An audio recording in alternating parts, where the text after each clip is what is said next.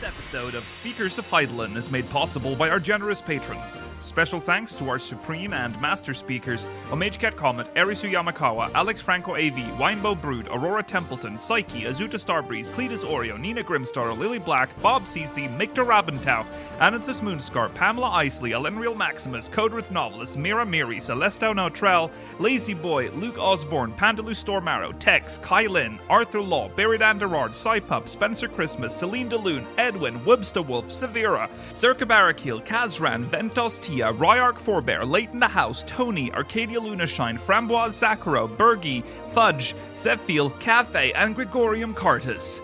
Get early access to audio and video versions of the show, including the post-show, by supporting us at patreon.com/speakersxiv. Thank you.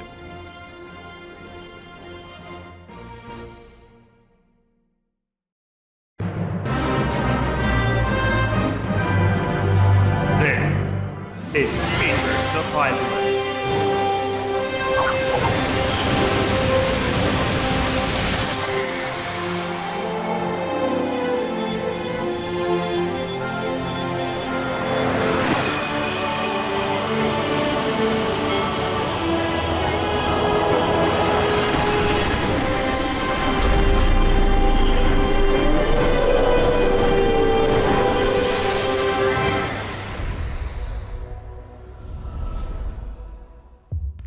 Good evening, Eorzeans. Welcome to Speakers of Hydaelyn, episode 407. I'm Lakeel Bravestone, and I'm joined today by Georgi Wiston, Mela Vanadar, and Rolodes. Hello. Hello. Welcome. You guys should hear the sounds Lakeel makes before this. Like, he sounds like a Muppet character, you know? I have to clear my throat. Grover.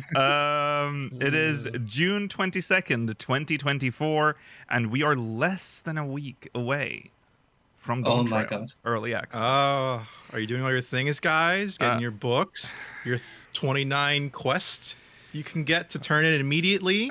Yeah. I would never be. One. I'm going to do my Chloe, but I'm not doing the 29 quests. It's level 6 XP, Mela. Come on. Yeah. That's but what I'm not bothering. that. I'm not like that much of a panic to level. Your beast tribe too. Have that ready and going. Yeah. That's I'm true. gonna have that ready.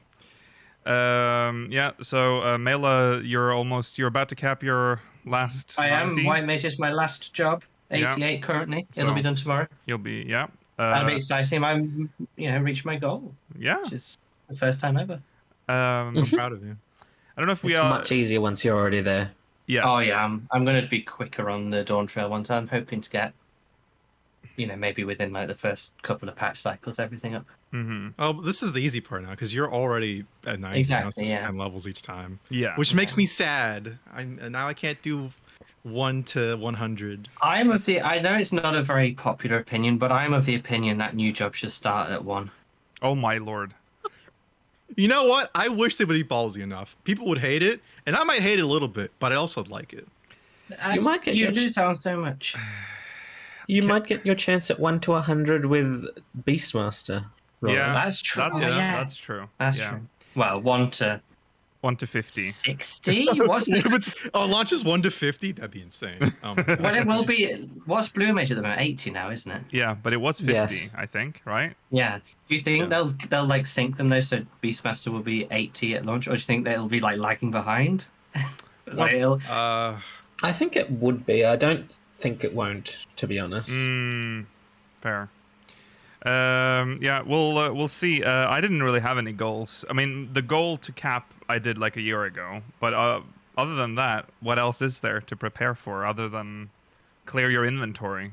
To have all that. Need to still make sure mine's fully clear. Yeah. Ooh, yeah. I've been sorting my inventory. It feels so good to throw out shit. Yeah. Like I had near raid tokens still, coins. Oh my I don't know God, why. lucky. Toss that shit And out. Yeah. He threw them out, Mela. Don't worry, I've still got mine. Yeah. Feels so good. Yeah, because that's But something. I did keep all my regular tomestones, all the event tomestones. Oh, right. Okay. Oh, yeah. Yeah. Because there's something that you probably. I mean, you're about to start leveling classes again. You're going to get so much gear, and you need it for all the classes that you're leveling, or all the jobs you're leveling. Or roles, I should say. So They're gonna give out the really horrible lock boxes of different gear types, and they all look the same. So you just have an inventory full of identical lock boxes. I hate that system. Yeah. Okay, well, anyways, we're gonna give you some more information. The last information you'll get from us before Dawntrail, to get you ready.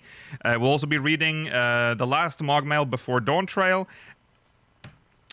And it is finally time for us to talk about the Healer Strike.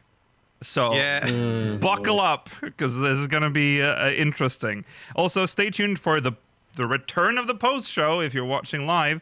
It's been 2 weeks without it, but it's coming back after the show, so make sure you catch that as well if you're watching live.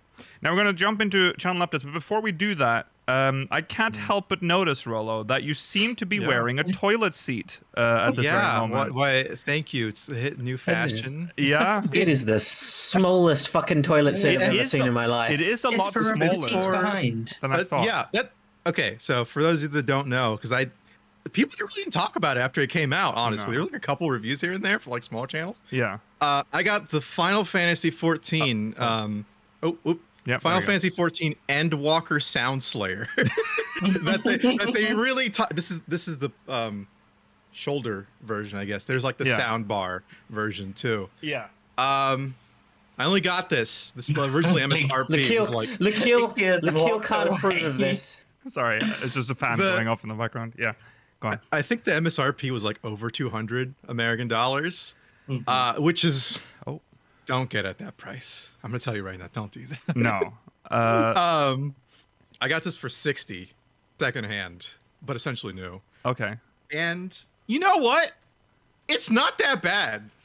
I actually liked it a lot more than I thought I would. Again, not for $250. It's not that good. God, $250 for that's crazy for that. This was like $50 or $60 on Amazon. Yeah.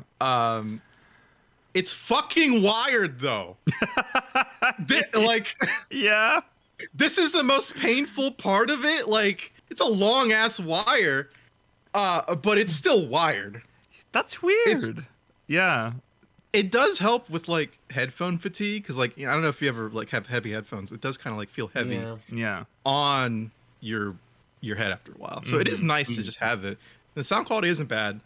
The microphone, I'll let you guys judge. I'll turn it on right now because it's a built-in microphone. So for audio listeners, you're about to hear, it's gonna be a little jarring. Okay. Yeah. Let me turn off crisp too. It's got to be crisp. Yeah. Brace. All right, here we go. We're about to experience the Sound Slayer audio quality. Hello. Hello. Oh. Imagine talking to your gamer friends on this. You know, your rating and shit. Like, oh, what up? I'm on my my it's Nokia. Not that bad. It's a little terrible. It's a little like it's a phone call. 2000 and it's a phone call. It sounds like you're on the phone. Yeah. Okay, let me switch back because I'm sure this sounds like me. Yeah. Please. If you get one, I'm going to give you two things because it's hidden in the manual. One, when you plug it in, it has to be into a USB 3 port that has enough power.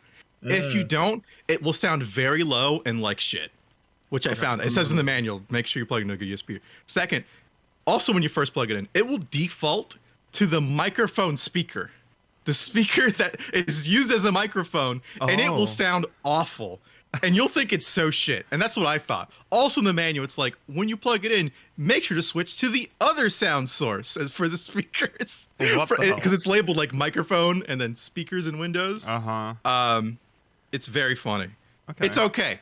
It's okay. Like, I actually use this for like 3 weeks straight almost. Yeah. It's pretty solid for like playing video games. It just treat it like wired headphones essentially, that you can't move.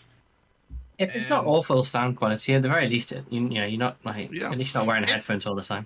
It's interesting because the sound does sound pretty solid, but it feels weird not having headphones and hearing like directional sound. Right. It's because I think it's like 6 speakers in total. Okay. A little weird. Also, this is the box. This is for Endwalker launch, so you know how fucking late I am to this. This is like, what, 3 years ago now? 2.5? Yeah. Yeah, I would not replace regular speakers with this. Okay. That's what people are suggesting. Yeah. It's a neat oddity, and I just have it because it's Funny 14 merch. Right. That's my review. There you go. Buy the toilet seat. Official Soken toilet seat. Almost 3 years too late, but there it is, the official Speakers review. All right, moving on then to just a reminder that tomorrow, Sunday, for our live viewers, we have the Endwalker, Goodbye Endwalker Parade. It starts a normal stream time for us, so that's 7 p.m. Central European time, 6 p.m. BST. That would be 1 p.m. East. Is that 1 p.m.? Am I right? I think that's 1 p.m. Yeah. Yeah, it 5 must hours be. before. I always visualize an analog clock and I just make like a diagonal line. Yeah, it is 1 p.m. Make sure you're there. Where do we start, Georgi? Just so we. Oh, you want me to remember it without being prompted? I think just on the spot. Where do we start? Mr. Spreadsheets. Yeah, come on, spreadsheets. Why would I have this in a spreadsheet? This starts in Radzat Hands. It will start at the Radzat Hands Aetherite Plaza. There you go. Oh, all right. Yeah. More information will be provided during the stream. So you just need to make sure you have a character on Ragnarok and that you are able to move around through Endwalker in all the Endwalker zones. So by that jump and power level, you have like less than 24 hours. Yeah. So Get on it. There was a suggestion that we should do it at the Australian data center, but there is no way in hell I can get Mela to do that, and he would only bring Dalamud Red. Dalamud Red can't go to Endwalker zones, so Mela, that can't come happen. on. Dalamud Red can do whatever he wants. No, he cannot. So Also, yeah. especially because I got trapped on an instance server in the ether for 2 hours this week, so even scarier to data center. Sunday, you'll have time to get back. So yeah, unfortunately, we're doing it. We're doing it on Ragnarok. So get a character. Hopefully, you have a character. Jump one and level very quickly. If you haven't, you're gonna have to finish leveling a character. Big commitment. Just do it. It's quick and easy. Fun. It's fun.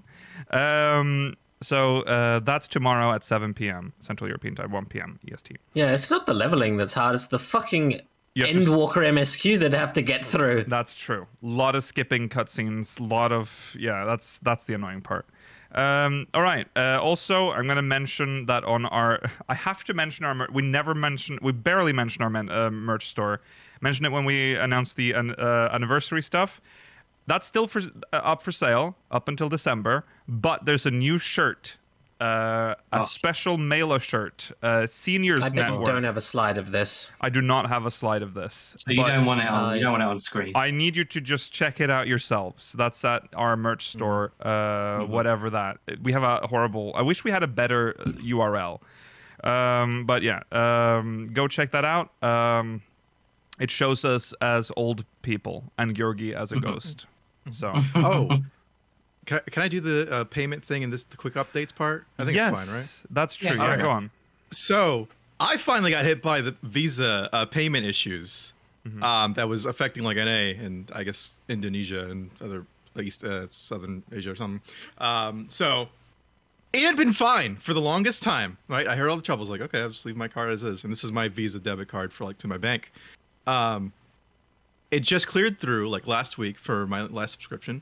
All's fine. I'm like, okay, cool. Let me get the companion app subscription so I can get the extra retainer and the extra saddlebag because that'd be useful to me. You know, it's good value, I'd say. It doesn't add, right? It won't you add it because it says you have to. Well, I found out it doesn't tell you. By the way, you have to find this out yourself as to why the button won't advance when you click on it. You have to update your payment information, right? And so I, re-enter my card again. So I was like, okay. That's fine. My card just worked last week. You know, I'm in the clear, I think. And then I put it in, and it's like, it doesn't say payment failed. It's like, what's the error? It's like payment unsupported or something like that. Okay. It says like a scary error, and I'm like, oh. Boy. And then I looked it up, and I was like, oh shit, it's the payment Visa error thing. God damn it. Yeah. Card is unavailable. Yes, card is unavailable. And I was like, oh no. I'm still good for the first month of Dawntrail, but now I have to pay in Krista. Well, I don't use my credit card for video games. We did cover this. This will be resolved. Is it like it's right after Dawntrail? Didn't we cover this? There's like a that was July. That was their claim. July. Yeah, July at some point. Which is too late. Yeah, I would say. Yeah. I mean, luckily I can, you can PayPal Krista or whatever. Right. It's fine. That's true. Or credit card if you want to. I just don't want to put my credit card on there. Yeah. But yeah, stay careful, guys. It's still fucked up. Don't true. be a fool like me. That's true. Be very, very careful. Double check everything. Okay, I just wanted to mention again. So Mela's new shirt. Sorry, back to this. Is on the store. There is a sale on right now. If you use the code SUMMER24, I think you get 15% off. Or if you're in the US, you can use June ship. It's on at the top when you It's go at the on top the when you page. go into the store. You get free shipping in the US. It's June ship 24. June ship 24. There it is. So yeah. Yeah. Figure out which of the two options saves you the most money. Yes. Yes. Okay. All right. That's it for channel updates. That means it's time for recent events. Ooh. Where did that come from? Your Sound Slayer. That audio came through my Sound Slayer. No. It was the audio didn't come from the right place, but that's fine. All right. We start off with an event in the UK. Yay! Mela, you're gonna be here at this one. Yeah. Oh, blighty. You know I'll it's be there. tomorrow, Rollo. Yeah, he can go. It's tomorrow. At 7 p.m. Yeah. He took a train to London to see us. You can go train to take. It's our end walker parade. On a work day. Yeah. Sunday? Monday. Oh yeah, this is on Monday. Sorry, it's Monday. Sorry, It's a day ahead of Australian. us. Okay. Yeah. Okay. It's on Monday, so it's in 2 days. My apologies. I live in the future. Yeah, you do live in the future. We are delighted to announce a special fan gathering in London, UK to celebrate the upcoming launch of Final Fantasy XIV Dawntrail. Fan gatherings are the perfect place to meet your fellow adventurers, so come join us in London on Monday the 24th of June. So that's from 7 p.m. till 11 p.m. BST. Our fan gathering will be held at Oh my! We will be God. beheading. You've said this fucking before about beheading people at events. Oh it keeps my happening. Oh my lord! I'm sorry. God. Jesus Christ! Our fan gathering will be held at Big Chill King's Cross in London, UK. Big Chill. It's at 257-259 Pentonville Road, King's Cross, London, N1 9NL, United Kingdom. So That's yeah, you got the whole. pop that postcode into your and GPS and you'll. It's you'll really get there. specific. I don't know if you need all that information. I think my favorite part is the inclusion of United Kingdom. Yeah, it's like you're supposed to send them like mail. Like it's weird. You give me your mailing address. We're near King's Cross, right? When we stayed in London. Yeah, it's right near this train we station. were. It's really easy to get to this place. We And were the food near a was lot of fantastic. things, Rollo. We were quite central. Yeah. Crazy. King's Cross is pretty famous It's part of London. massive. Is that the Harry Potter thing? Yeah, that's the Harry Potter. Yeah. Yes. I remember something. There you go. Activities, food and themed drinks, raffle, and the most exciting part, temporary tattoo station and more. So It sounds like a children's party. it kind of does. Goodie bag at the end. So they had 150 spots available for the fan gathering. To apply for up to 2 slots, please follow the link to Eventbrite. We love Eventbrite, don't we, folks? Event tickets will be distributed on a first-come, first-served basis. And as far as I know, I think that is already... It's over. It's Jover. I would So- have to assume so. Yeah. It was a bit bold of them to announce a fan gathering a week in advance of it happening. Yeah. Do they normally do a short turnaround time? Yeah, they did that for the France Amazing, one too, man. didn't they? I think it was, or the German one, the Potsdam. I would assume you mean the Potsdam. Potsdam Sorry, I one, because meant the French one. Potsdam, Europe. Yeah. So yeah, you had to be 18 plus, of course, to attend. It is at a bar. Yeah. Can we use this as a quick chance to talk about the French pop-up shop? Apparently, it was quite good. Right. Most of the merch, as far as I'm aware, it's happened this weekend. Most of the merch, as far as I could see, is mostly merch that was at the Fan Fest, with an addition of some more like Taito claw machine prizes. The biggest issue was the organization of the line to get in, which apparently was... It's a trend with Square Enix organized events overseas that the line system is not particularly well made. With at one point, they blocked entrance to a restaurant that was nearby. Oh, I'm pretty sure a Parisian would kill you if you did anything like that. That's crazy. Oh yeah. The workers at the restaurant did eventually say, "Could you please reorganize the line to not block entry to our store?" No, that's too polite. You're censoring them. That's not what they said, but I'm not French, so I can't exactly get across the sentiment. But other than the line, it sounds like the event went relatively well. To get items, it was the same as at the FanFest, where you get a piece of paper and you tick off the ones that you want. You bring it to a counter, and then they will get them for you. Right. Right. Yeah. All right. So that's fan gathering in London. Good luck. Have fun. The ones of you Let us here know that if are you're going. Yeah. If there are anyone in our community that are going, because there was only 150 tickets available. There's a couple. I'll be there, so I'm sure maybe one. Yeah, maybe. Yeah, it's just a matter of. 150. That's not many people. No. I'll be there behind the bar, serving you drinks. Yeah. Look out for Mela. He'll be there. Updates on automatic demolition. It's recommencing in JP. If you didn't know, that's been suspended for a while now.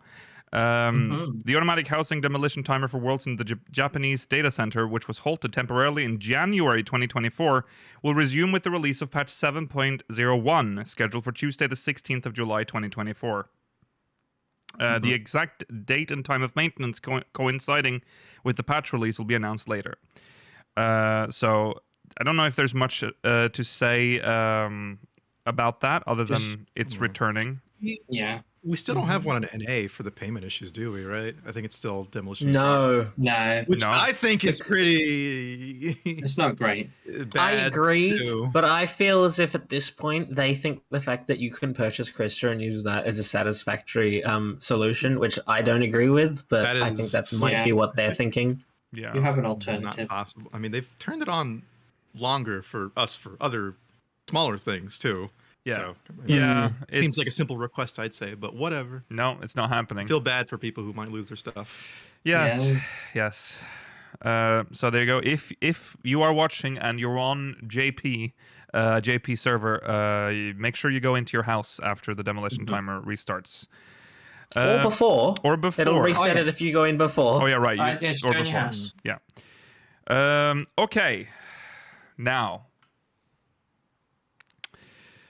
Dawntrail Early Access is scheduled to begin next Friday, June 28th. You've made it. You have most likely, if you have pre-ordered, you have most likely already received an email from Square Enix telling you that a code will be arriving soon. And it says... next 2 days, I believe. Yes. Yeah. Now, you do have to register a pre-order bonus code to participate in Early Access, it says here. Please be sure to redeem your code to prepare for the adventures ahead. Users who pre-ordered on the PlayStation 5, PlayStation 4, or Xbox Series XS versions will not need to register a separate code, as they are automatically registered for Early Access and the full version upon purchasing the expansion. So, if you're on a console, you don't have to worry about this. So what is... Okay, I'm just going to read this post. This is the full rundown of everything you need to know about Early Access. For some of you, this might be your first time. So, what is Early Access? Early Access is one of the benefits of pre-ordering Final Fantasy XIV Dawntrail. You'll be able to play the full version of Dawntrail as early as Friday, the 28th of June, 2024, at around 9 a.m. GMT, 10 a.m. BST, 7 p.m. Australian Eastern Time. Standard patch time. Before its official release on Tuesday, the 2nd of July, 2024. So again, Early Access starts on the 28th of June. The Early Access will end on Friday, the 5th of July, 2024 at 11:59 p.m. with the region of your Square Enix account determining the time zone. North American accounts will adhere to PDT. European accounts will adhere to GMT. and Japanese accounts will adhere to JST. No mention of Australia, of course. Oh, because you're European. Those account types don't exist. Yeah, you don't have an account. You just have a server. You get your own data center? It's bizarre. It's bizarre. Users on Windows, Mac, or Steam will need to register the full Dawntrail registration code before this time to continue playing after the early access period. That's fine. For Square Enix Store customers, starting Monday the 24th of June, we will begin distributing Dawntrail registration codes via email to customers who purchase Dawntrail, Standard or Digital Collector's Edition, from the Square Enix Store. Code distribution will be performed sequentially, so it may take a bit of time until you receive your code. However, we are beginning the process early to ensure that customers receive their codes ahead of the official launch of Dawntrail. Important note. The button to enter a Dawntrail registration code, enter expansion registration code, will not appear on the MOG station until the game officially launches following early access. Attempting to register the code in other areas of the MOG station before release will simply result in an invalid code error being displayed. So keep that in mind. That is not... Your code isn't not the best system broken. ever, though. No, I know. Do you not think? I agree. Because the whole point of releasing the codes early is that people have there's no stress. Yeah. So why not allow people to enter the code within the next 2 weeks rather than still stressing their servers out in the launch week? Yeah. I mean, I agree with you. I mean, but this is not inconsistent with the difficulties that Square Enix has made it in regards to the past when it comes to account management. Yeah, that's true. The Square Enix backend for any kind of account service, when it comes to online games, is horrendous. Yeah, I've never seen Japanese. It reminds me of Sony Online games. If you remember that, how bad that shit was. Yeah, I liked that. Yeah, pretty bad. Be glad that you're not going through the Final Fantasy XI system mailer. That's true, but my conspiracy theory here is that the MOG station is built on the same system as 11's. It's just I wouldn't be surprised. 11 system 2.0. Okay, so also please be mindful about spoilers. This is important. Please do. During the early access period, there will be no restrictions on what content you can discuss, post, or stream while following the material usage license agreement. However, we ask that early access users please be considerate and do their best to avoid posting spoiler-related content. Posting spoiler. Avoid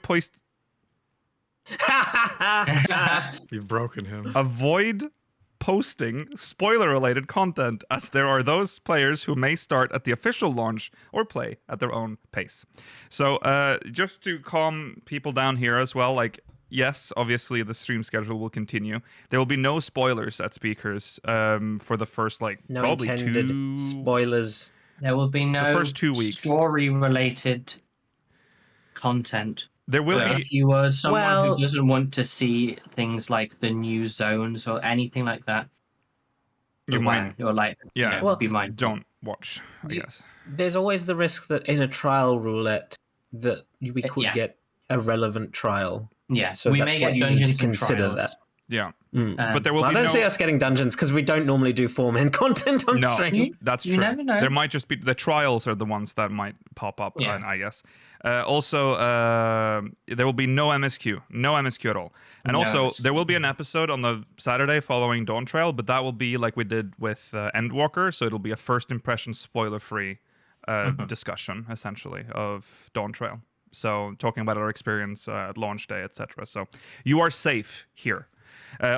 For chat, if you spoil anything, if you edge a spoiler, if you spoil on purpose, even if you spoil accidentally, you are banned.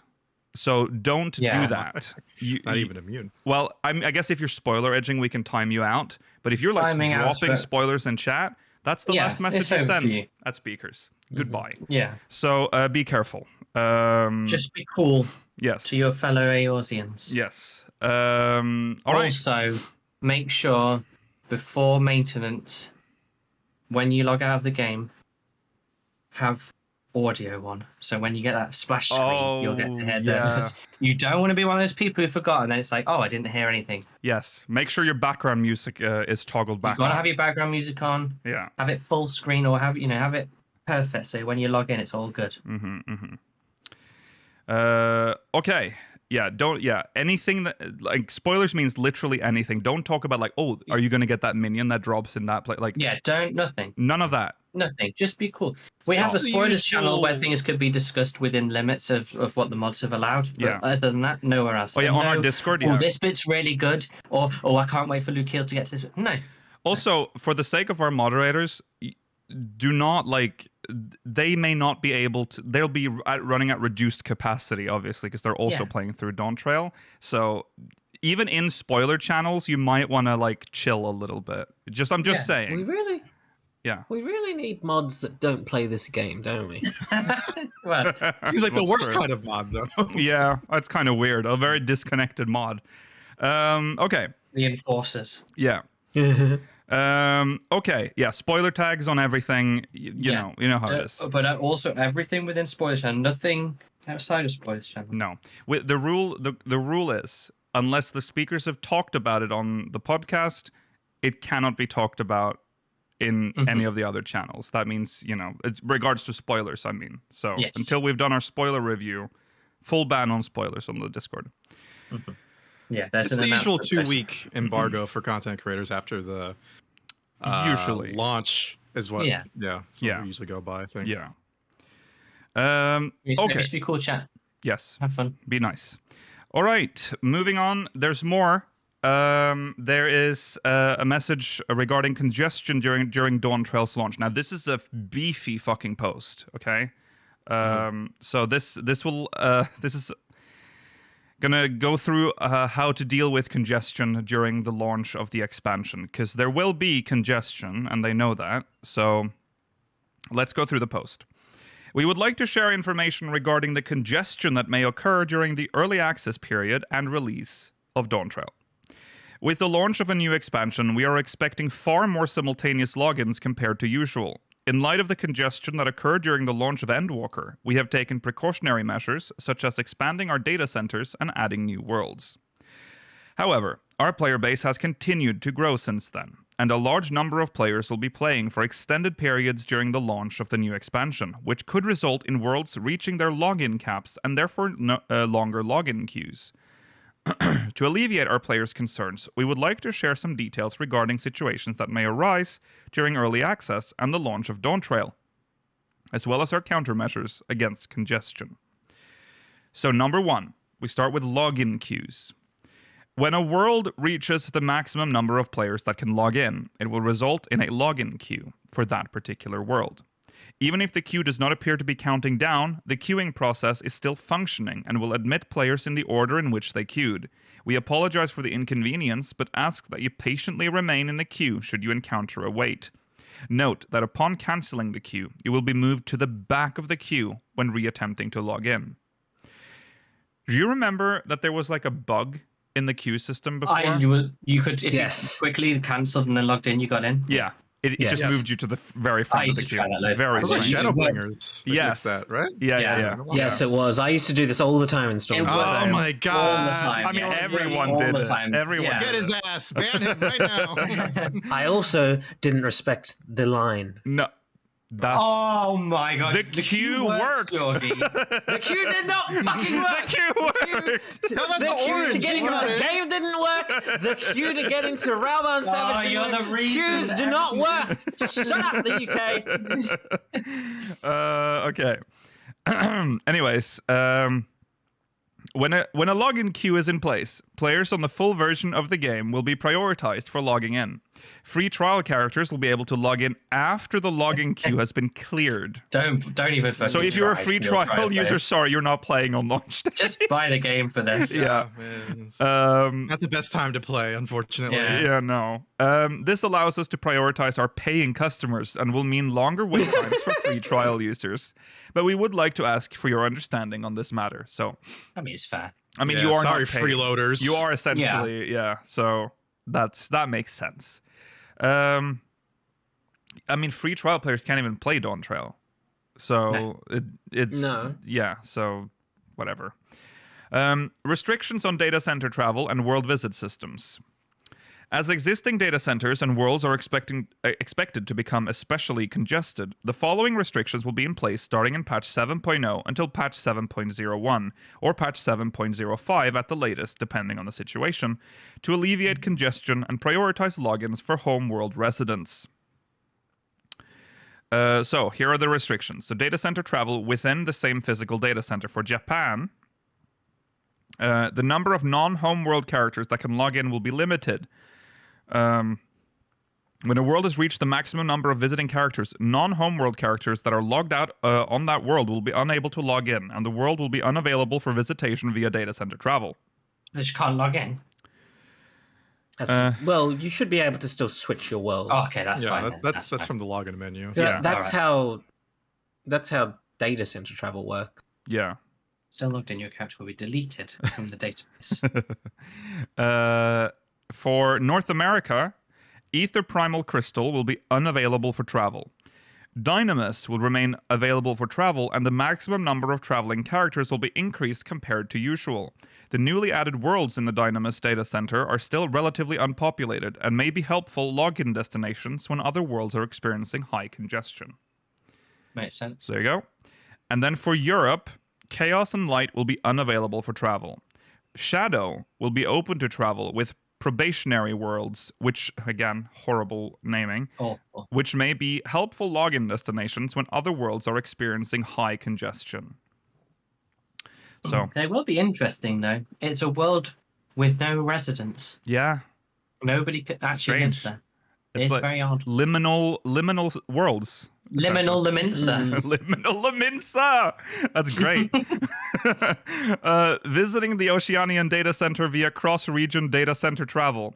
The cross-region data center travel functionality, which has been in public testing for some time and appears to be stable, will be usable in patch 7.0 onward.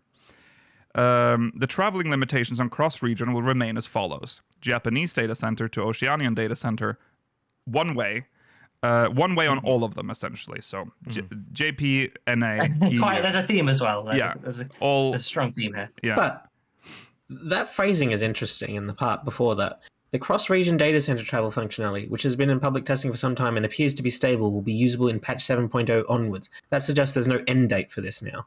That's true, actually. It'll just be going. It'll just be there. But only one way. That's true, but it means that they, they're at a point where perhaps they can test the other way, and then between Europe to America, whatever. Yep. Obviously not right now. No, of course this would not. be a bad time. In like a year's time or something. Yeah, I don't want to go to the wasteland that is Australia. Well, it's not a wasteland to me. It's significantly better ping. Yeah. Well, to you. For the world visit, so the world visit system. For the Japanese data center, the number of non-home world characters that can log in will be limited, just like I said. For North American data center, Ether Primal Crystal, the world visit system will be unavailable. For Dynamis, the world visit system will remain available, and the maximum number of characters that can visit via the system will be increased. For EU, Chaos and Light will be closed. The world visit system will be unavailable. For the world visit system will remain available on the Shadow data center. Furthermore, the maximum number of characters that can visit the system via the system will be increased. And wow, really expecting a lot of traffic here in Oceania for the launch. The world visit system will remain available as usual. That's good. Excellent. Additionally, characters that were visiting another world prior to patch 7.0 will still be able to return to their home world regardless of traveling restrictions, but their ability to return may be temporarily impeded by periods of server congestion. As such, if your character is currently visiting a world that will have traveling restrictions, we advise returning them to their home world before patch 0.70 maintenance begins, as the restrictions will lower your login priority. Okay. Sorry, just the usage of traveling restrictions as a term just makes me think of like travel warnings when going to other countries. Having a travel North America, Japan. Don't worry, Oceania is all green, baby. Playing on other worlds during congestion. High congestion is expected on all worlds, especially those on the Japanese/North American/European data centers. They just like to rub it in, don't they? Although data center travel and world visit will be limited as mentioned above, during periods of high congestion, you may want to consider playing on worlds with relatively lower populations. New worlds, NA, EU, Oceania, probationary worlds, EU, and those on the Oceanian data center. God, it's so funny. Well, that's weird because they say new worlds, which include Oceania, and then they also specify the Oceanian data center specifically. Yeah. I like the idea also that they consider the Oceanian world still new. Yes. I think that's funny because they've been around since like patch 6.1 or 6.05. They still have the population numbers of new worlds. I can't wait to see the Lucky Bancho numbers on that. It's gonna be hilarious. Yes. Oh, yeah. They recently released those. We actually have the most recent Lucky Bancho numbers. Oh. But we haven't looked at them. Maybe next week. No, we will not have time next week. No. Absolutely not. Maybe another time. 3 weeks. Okay, so for players on the Japanese data center, traveling to a less crowded world via the data center travel using the world visit system, or traveling to the Oceanian data center via data travel center is recommended during periods of high congestion. I mean, good ping for them too. Yeah. I think that is much less of a bad suggestion for JP than it is for North America and Europe. Yeah. Then they will have to be confronted with Australians in their natural habitat. Yeah. Eorzea, the Australians' natural habitat. Players on the North American data center traveling to the Dynamis data center or Oceanian data center via data center travel is recommended during periods of high congestion. The Dynamis data center also has new worlds which offer certain bonuses when selected as a home world. Maybe go to Dynamis. Yeah. Players on the European data center traveling to the probationary Shadow data center or Oceanian data center via data center travel is recommended during periods of high congestion. Sorry, I know Shadow is the name of the data center. It makes it sound mysterious and like it shouldn't exist. Yeah. Which is kind of fitting for it because it is an overflow world, I guess. It is just a shadow. World. Probationary, sorry, yes. It's the shadow realm. Yeah. We could be in a very real situation where every single data center takes on the advice to go to the Oceanian data center, and that becomes congested. Yeah. Well, in which case they've got no solution to that. Yeah, no. It's interesting that they're saying, Europeans go to Oceania. That's gonna be go to Shadow. Yeah, I think Shadow would be the only good place for us to go. Shadow is literally designed like Dynamis is real people live there, but Shadow is literally designed only as a spillover server. Yeah. Don't go halfway across the world, Yeah. Total opposite, I should say. Yeah. Yeah, go to fucking Bora Bora. I mean, Oceania is the only place that you have as an option if you want to play with... because you have Shadow. But, it's the only place you can play with other people from North America if you want to play with them. I heard that... I wonder how the routing goes for through to Oceania, actually, because when... Not well! No, because when they were doing... during the media tour, they were playing on the Japanese servers, obviously, for Dawntrail, and they had to, because of the war in Ukraine right now, they have to route they can't go through Russia. Well, my understanding is that until very recently, the Australia to European one was going through Russia, and it's only recently that some sort of sanctions or whatever went in place, or a deal ended. So now they have to circumnavigate it. Yes.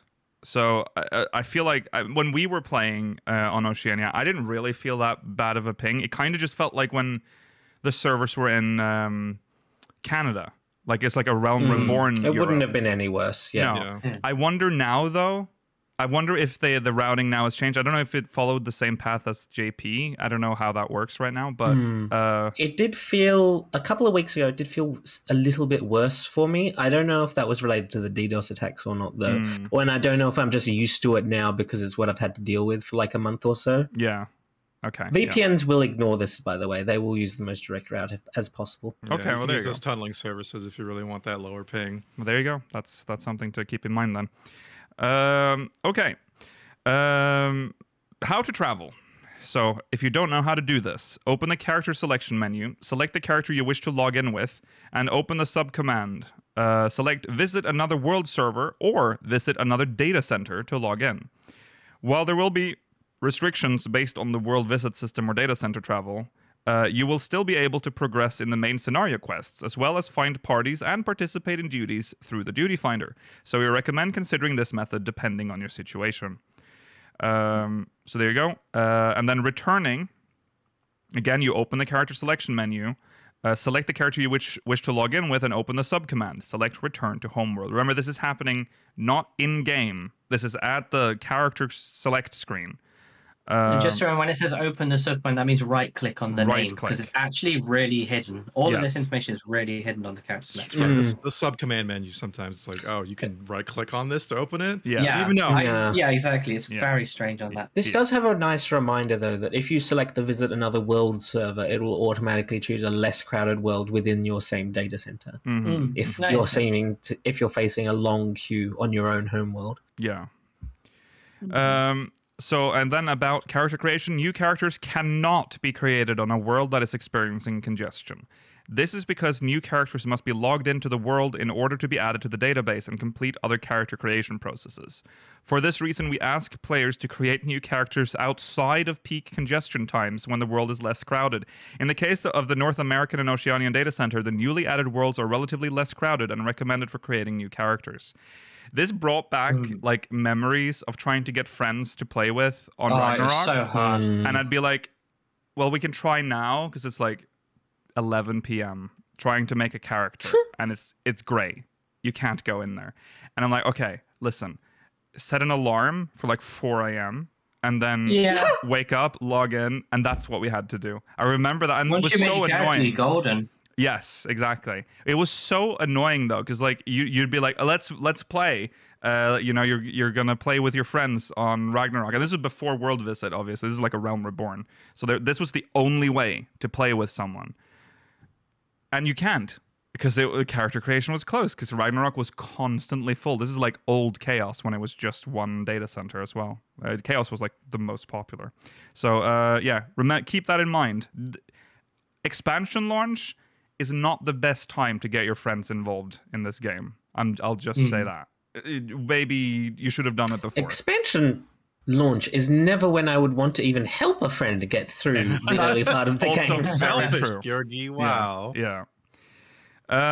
Okay. Error 2002 when logging in. We all know it. We've all seen it. 2002 is the fucking worst because that's the crash to desktop error. It'll close the whole game.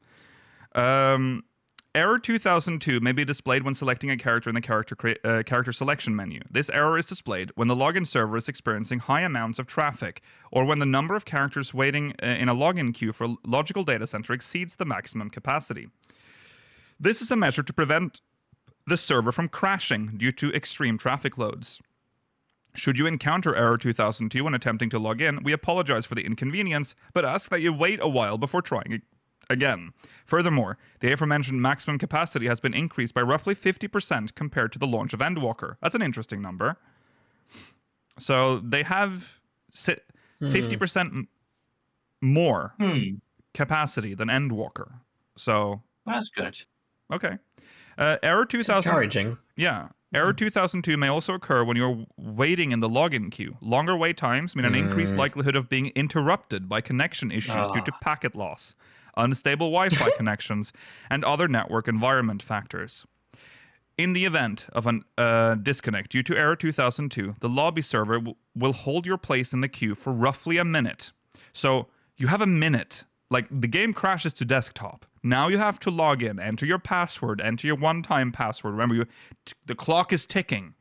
If your connection returns and you manage to re-enter the lobby server relatively quickly, you will be able to return to your place in the login queue. However, if a certain amount of time passes before you return to the lobby server, your place in the queue will be lost, and you will need to re-enter the login queue from the beginning. So there you go. Then we have our lovely error 90002 and 90006 during gameplay. These This is errors, nice. yeah, I hate these ones. these errors are general network connection errors caused by network disconnections. In the event of these errors being displayed, please check the status of your network environment.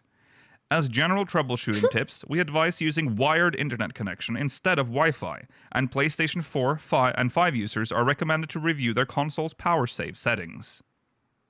There you go. Make sure you have that sorted out. Automatic logout. In order to ease congestion, players who are inactive for 30 minutes will be automatically logged out. As we would like to give priority to those who would like to actively play the game, we apologize for the inconvenience, but ask for you to log out when you are not actively playing. Exactly. Yeah. You should be able to eat your lunch. Eat your lunch within 30 minutes. That's fine. Yeah. Or I mean, if you're eating your lunch, you can probably eat it at the computer and prevent it from... Because it starts as soon as you stop moving. Yeah. So if you keep moving every, 5 or so minutes, it will restart. Yeah. No, that's faking. No, you can't eat.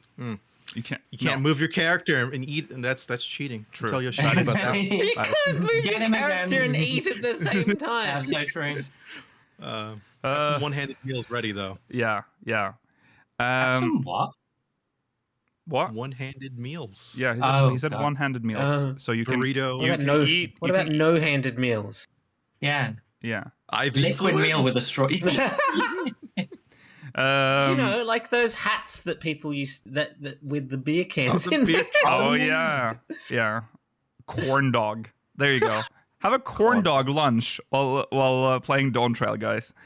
All right. Peak congestion times. Congestion statuses vary with each logical data center, but based on typical activity, the following times are expected to be especially congested. So listen up. This is when shit will be at its worst. For Japan, 9 a.m. GMT, 10 a.m. BST. This makes sense, I guess, because this is when the servers open. Till 3 p.m. GMT, 4 p.m. BST, 1 a.m. AEST. For the North American data center, 8 p.m. GMT. I love that we're getting. So they're giving us the times for the North American data center in European time format. Oh yeah. We love that. Oh, well, it's because you're on the European I know, side. but it's interesting. It's that they don't just include American time as well, so we know what that equates to. But okay, from 8 p.m. GMT, 9 p.m. BST, so 9 a.m. Eastern time, right? 9. Oh, no, you don't try and convert it. No, 10. That would be 10 my time. 5. Oh God. Yeah. Sounds about right. 5 p.m. 5 or 6. Just around 5 or 6. Till 6 p.m. GMT, 7 p.m. BST. Oh wait, 7 p.m. BST will be 1. So 7 a.m. No, it's 6 a.m. Yeah, 6 or 7. Yes, around there. Like 11 p.m. No, 1 a.m. For Europe, interesting. From 11 a.m. GMT, noon BST, that would be 1 p.m. Central European time, 9 p.m. AEST, till 11 p.m. GMT, midnight BST, 1 a.m. Central European time. That's lovely. It's the whole day. That's the whole day. Congestion, the whole day. All day long. Yeah, essentially from noon till midnight. Yeah. Love that. 1 p.m. till 1 a.m. We're so busy taking pictures and stuff. Yes. Yeah, just constantly G-posing all day. Yeah. I love it. For Oceania, I'll do it in Australian time only. 5 p.m. because we can actually do that. 5 p.m. till 11 p.m. So almost as bad as the evening. At least you have the earlier part of the day. The whole day. Yeah. Well, see, the great thing is, because my main is on the NA, I can move to Oceania during the morning, where it will apparently be less busy, and then I can go back to North America in the evening when all the Americans have gone to sleep. Yeah, that's true. Yes. So that essentially means for European data centers, you essentially can't make a character unless you do it very early in the morning. So there you go. Considering early access will be taking place during the weekend, there may be congestion outside of these hours as well. The above times are simply meant to be a reference for when login queues may be especially long. Now, preventative measures against server crashes. To prevent world servers from crashing, the number of characters that can move between in-game areas within a certain time frame will be limited. As such, the game may display unable to move areas due to congestion when attempting to enter a different area. If this error is displayed, we ask that you try to change your areas again or wait a while before attempting again. We apologize for the inconvenience and appreciate your cooperation as we strive to provide a stable gameplay experience. I sense that this could be a point of weakness. This could be Raubon 2.0. I'm just saying. I'm sowing the seed a little bit. I'm imagining that like there are probably instances of this happening where there's a cutscene and it after the cutscene it will automatically take you to another zone. Yeah. But instead of that happening, it'll be like, nope, you can't go there. Watch the cutscene again. Yeah, and there you go. You've made Raubon 2.0. Well, no. Remember, they said themselves they're cutting down on that stuff ever since Raubon, because exactly that situation you're talking about right now. Right. This is the longest time. But not specifically that, because they have still done that. They do still do it. Shadowbringers was perfect though, and Endwalker was fine in terms of like these sort of issues that they try and avoid. Yeah. Because that was the instant servers crashing. Yeah. All right. Wait time for instance content. There is a possibility that certain instance content, such as duties required to progress through quests, may experience congestion. For instance duties required to progress a quest, we have devised methods to stagger player traffic during main scenario progression, and have also implemented a queue system in case of congestion. Should congestion occur, your number in the queue will be displayed upon attempting to enter the instance. We ask that you patiently remain in the queue, as players are admitted into the instance in the order that they joined the queue. The queue finally has been forced. They haven't forced a queue. So there you go. What's the speed bump that's forcing people to slow down? Maybe they got to do like a leap of faith puzzle in the middle of the map. I know some people that will never beat the game. Yeah. Sorry, you should have gotten good at jumping. You've had like 7 years. Yeah. Instances of the new areas. During the periods immediately after Dawntrail's early access and launch, areas added in Dawntrail or visited during the Dawntrail main scenario will be heavily trafficked. In order to allow more players to enter these areas, we'll be implementing several instances of the same area. Instanced areas will have their area names followed by their instance number at the end, such as Urkapacha 1, Urkapacha 2, Urkapacha 3, and so on. While each of them share the same map, they will be treated as separate areas, and you will be moved to one of these instanced areas when visiting these destinations. And so on. And so on. Yeah. As in, does that imply 1, 2, 3, not as in 4, 5, 6. Yeah, I know. That's what I was thinking. I think that's a weird use of that term because it makes you think that like it goes higher than 3. It will never go higher than 3. It will just be applied to other zones. Yeah. But remember, this is the perfect time for the new version, the new world bosses. Yeah. Because you can spawn 3 of them. Oh, yeah. Mm-hmm. Expansion launch hunts, my favorites. I love seeing all the players. It's so fun. Yeah. I mean, it's horrendous trying to, when the new version of Key spawns and you can't get in that instance. Yeah. I mean, please. Yeah. Okay. Selecting and confirming the instanced area. You may choose to enter a specific instance of an area either by traveling to your destination through an entrance from a neighboring area or by interacting with an aetheryte in the area. When moving to these areas via teleport or return, an instance will be automatically selected. Players can confirm which instance they're currently in through a log message in the chat or by using the /instance text command. Mm-hmm. Okay, now, on to restrictions in instanced areas. I told you this was a beefy fucking post. We are still going. Players in different instances of the same area can communicate with tell messages as normal. However, there are some restrictions. I didn't know that. Oh, no, of course, because tells aren't... they're just DMs. I was forgetting how tells worked. Yeah. However, there are some restrictions, such as being unable to see each other's characters in the overworld. Okay. Well, yes. Yeah. Okay, now that's what confused me. I was like, what? Yeah. Why are you talking about tells at all? Yeah. Entering the same instanced area as your party. Party members will generally be moved to the same instanced area when using teleport or return. However, party members may be split between different instances if the destination instance has reached the player cap. As such, players may not always end up in the same instance and may need to select their desired instance either by traveling through an entrance from a neighboring area or by interacting with an aetheryte in their desired area. Okay, now we're at the end. support services during early access and immediately after launch. The development and operations teams will be providing our utmost in live support in order for our players to be able to enjoy the new adventures that await in Dawntrail.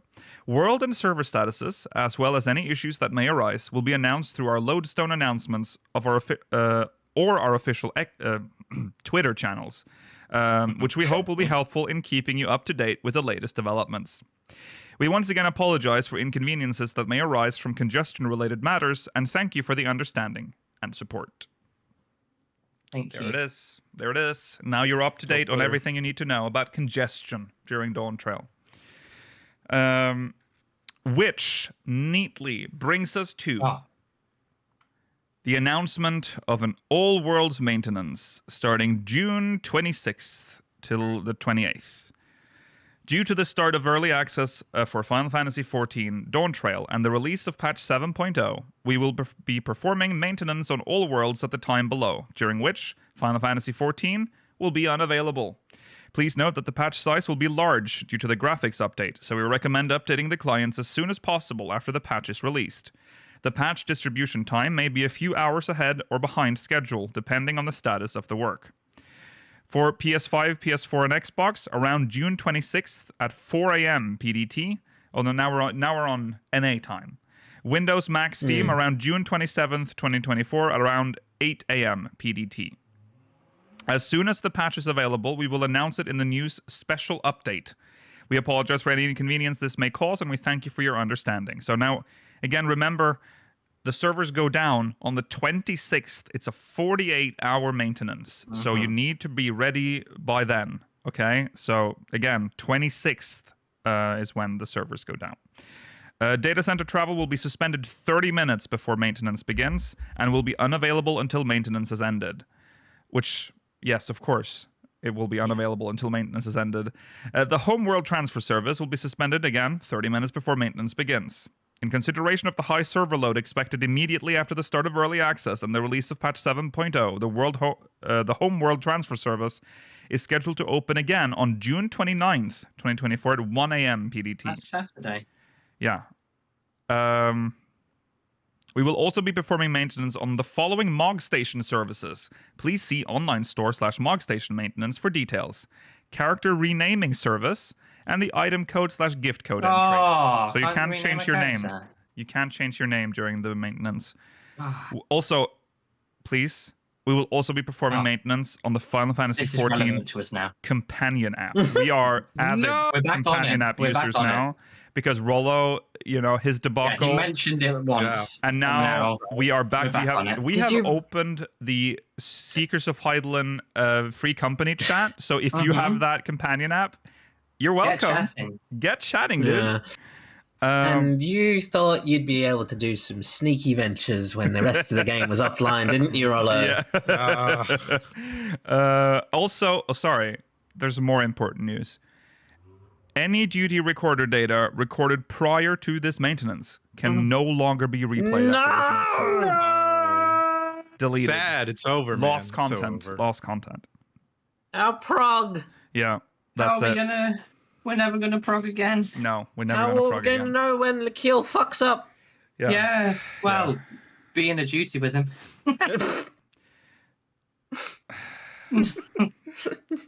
All right. All right. That's that for recent events. It's time. We need to actually move on to get some MogMail out of the way. MogMail. MogMail. Let's go.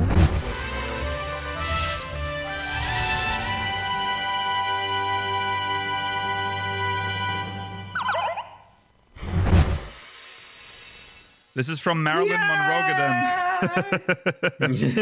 Hi, speakers. I hope this MogMail finds you well and preferably before early access. Here's one last Hail Mary theory. The lady in the key art is secretly a Garlean hiding out in the Final Fantasy XIV equivalent of Argentina. Hope you get invited to the media tour next time. Womp womp. Thank you. Thanks. Thank you. I don't think the woman... How do they refer to her as again? I almost said forlorn maiden.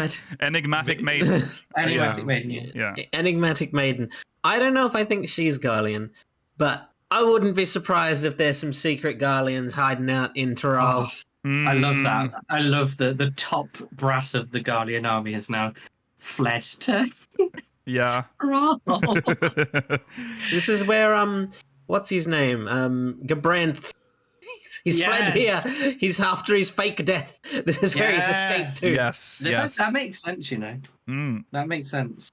I think we're definitely going to be dealing with on the trail of the high rank Guardian. Yeah. Well, yeah, we'll see. Making them, see justice. Also, thanks for, MogMail. The MogMail is a very old reference again. She's not even on the site anymore.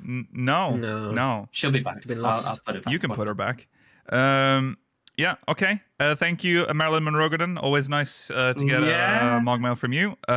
Next, coming up, is from, it says, Menemes with a Norwegian Y, just in case. Like, there is a pronunciation guide. We pronounce Y's as E. So, Menemesine. That's as good as I can go, I guess. That's good. I'm so proud of you. Thank you.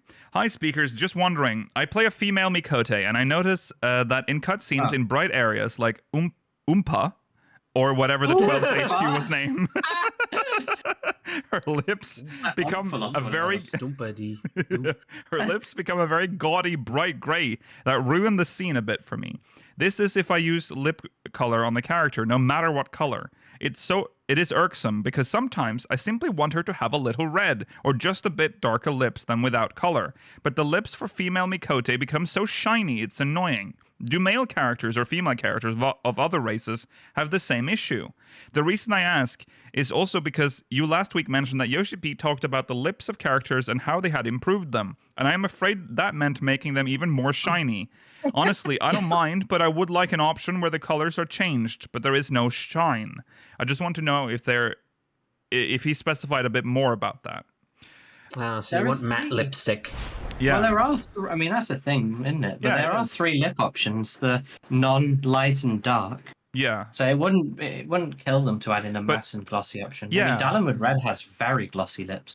He does. And they look wet constantly. They are wet. Yeah. It's just the lighting in this game. Like, every time you're not looking, VR too. Yeah, that's true. Every time you're not looking at Dalamud Red, he's licking his lips. But I think it really depends too on like the shape of the lips, because like I know a lot of the kind of female characters have more pouty, full lips. Yeah, except for like fucking Aura. They have little baby lips. Because we're cute. Yeah. But yeah, no, it's definitely a thing for a lot of characters. You're not. Yeah, but the lighting changes are very significant in Dawntrail, so it will affect how they look. Mm-hmm. True. And they'll it might even make grayer. them better. They might be actually properly coloured and lit properly. So let's have some hope. That is an interesting. That's an interesting issue, though. Like, I guess there are no matte lipstick options. No, you either have to have the default, barely visible lips, or I shouldn't say barely visible lips. The lips are pretty good on by default, I think. Yeah, but nude, yes, nude lips. But yeah, don't know. Yeah, I don't think Yoshi P has answered this anywhere. No. Unfortunately, if you're looking for one, but I would suspect that they seem to still be taking feedback in regards to the visual changes based on the benchmark. Yeah. Mm-hmm. So even though they have released the benchmark 2.0, if you find that post where people were making complaints or suggestions, you can probably add your own to it, and they'll probably look at it. Yeah. Yeah. Yep. Okay, we soldier on. Next MogMail. Mm-hmm. Thank you, Menemesina. Next one is from Elliot Rivers from Sagittarius. Hello, speakers. I don't know if this MogMail will make it in time. Just a little thought I had watching episode 406. Whoever she really is, that enigmatic maiden, is not far from what Garnet looks like in Final Fantasy IX. She could be this ruined version of Alexandria's princess/queen, at least visually. She fits in this kind of place more than in Solution 9. Have a nice Dawntrail trip. Thank you, Elliot. Yeah, we've seen this. I've seen this a lot. I think you guys have seen it too. Like a lot of people have been bringing this up because of the Alexandrian town. That's like, maybe there is a Garnet reference here, or I'd Dagger, love to have if you want to call Garnet, Garnet till Alexandrios the Ninth, or whatever she was called. it. Yeah. I love the idea that she's Braun. That is my favorite. Braun is a Braun's a weird one. She's gonna have she's gonna have a trial transformation, the opposite of innocence. Yes. That would be funny. It's not a bad guess. It's not a bad theory. I mean, considering the 9 tie-in, but I don't think it'll be like. I mean, maybe just the name is a reference. Maybe her name will be Garnet. I don't even know if they would use Garnet's name. I've seen a lot of people theorizing that they'll call her Princess Sarah because that's actually a recurring name throughout the series. Right. That's Sarah's possible slightly as well. more common, but Yeah. I mean, there's lots of one-off princesses they can use. It's always nice to have a specific. I mean, if it ties into the theme of because this game very rarely actually uses like a recurring name or like the name of a single character in the past for a main character outside of Cryo. For like because Sid's a recurring name, Sid, so yeah. so that And like doesn't count. Yeah, I guess so. like the Like, one as a characters from 12 and stuff. as a primary character, probably not, aside from Cryo, like you said. But They use it all the time for background characters. Yeah, It's just a matter of like Depends what her I mean, role is. all side Zonde- story characters. Zonde is pretty big, isn't he? Sunday is 3, And isn't he? bad guy from Endwalker. Golbez. Golbez. Yeah. That's true. That's one of the more close ones. Chat Zonde- I agree. I don't. Based on how this enigmatic maiden's clothing looks, I don't know if she is from the ruined Alexandrian kingdom. No, that's the Unless thing she's that's been like pushing me away from elevated it. to solution. But she might have, she might have like adapted, if we're gonna go with that theory. But I don't know. It's hard to tell. I'd love it if she was called Garnet.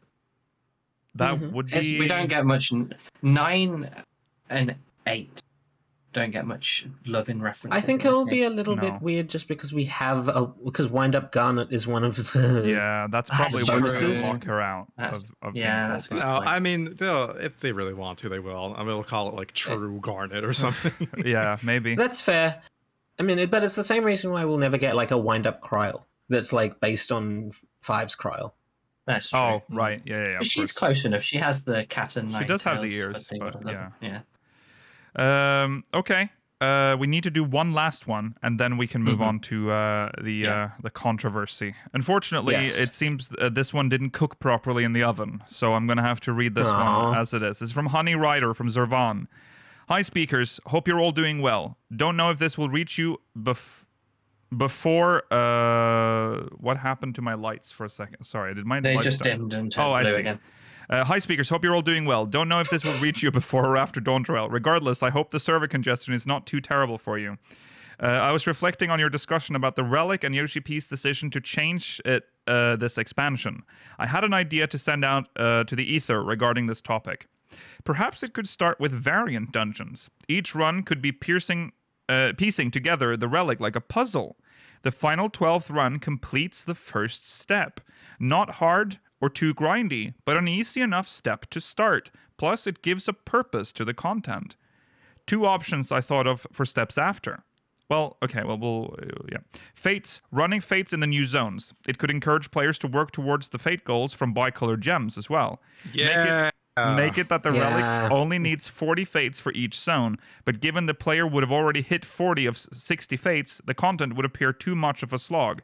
2/3 done already is good incentive to complete it. Running dungeons. Older ones reward more of the Relic currency or whatever you may need. Newer ones reward less. It could encourage veteran players to run old content that'll in turn help new players through the MSQ or old side dungeons. Just a thought. I, for one, am happy for the grind if there's multiple methods to get the Relic. I'll also be extra inclined to do so if I can tick off old content checkboxes at the same time. What are your thoughts? All the best. Thank you, Honey Rider.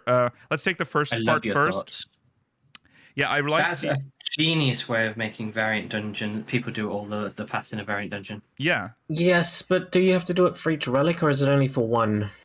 Well, that It can be the first relic, you puzzle it together, and then after that, it's like, maybe a currency. Yeah. Or it could be for each one. We shouldn't think about other relics. Let's just think about like we're doing one relic. Think about your main relic. This is the main relic that you're working on. Let's say that you know what? Actually, the second relic, tomes, whatever. After this one, tomes. It doesn't. Yeah. It's irrelevant. People don't necessarily want all the relics to be hard. They just want the main relic they do to be hard, and then the rest can either be easy or it can be a grind to do in the future. Even if you've bought the other relics through currency, they are still a testament to the fact that you've finished the first step. Exactly. You did a full relic before. I think this is a great idea. It gives you that final incentive to like do all the routes in Variant Dungeon to get that weapon.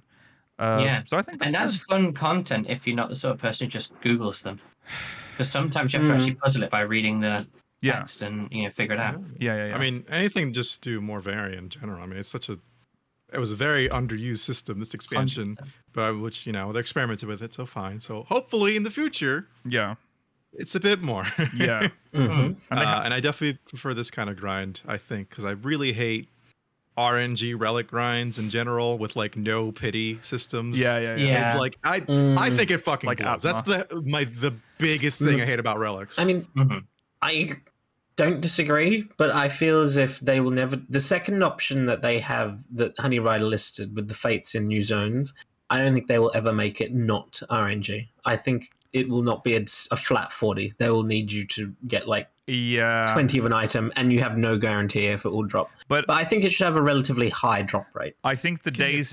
I think the days of Atma percentages is over. No, we're never getting that. Absolutely. Yeah. I don't know, man. I for more or less do agree with you. But what if, you had to get to rank 2 in all this? Or maybe they should add in like 4 ranks to this, so that because you'd have to do 10 and then 60, which is like weird in Shared Fates. Maybe there should be more middle ranks, but like you have to get to 40 fates done, and then you unlock the shop. Yeah. And then you buy something for like 1,000 bicolor gems. I actually think that's a good way of doing it. If they added another step and then they just lock the material behind a shop purchase. Yeah, 1,000 bicolor gems for each zone. So you that's a grind and a half. But it's interesting and it makes you get. Really I don't know if I want it to be 1,000 bicolor gems steep. For the price of the object. 500. 500, because then you can get 3 with cap. Then does that please? 3 with cap. That's pretty good, I think. Yeah. There has to be some work. I mean, again, that's the problem is that we want more work in the relic. Mm-hmm.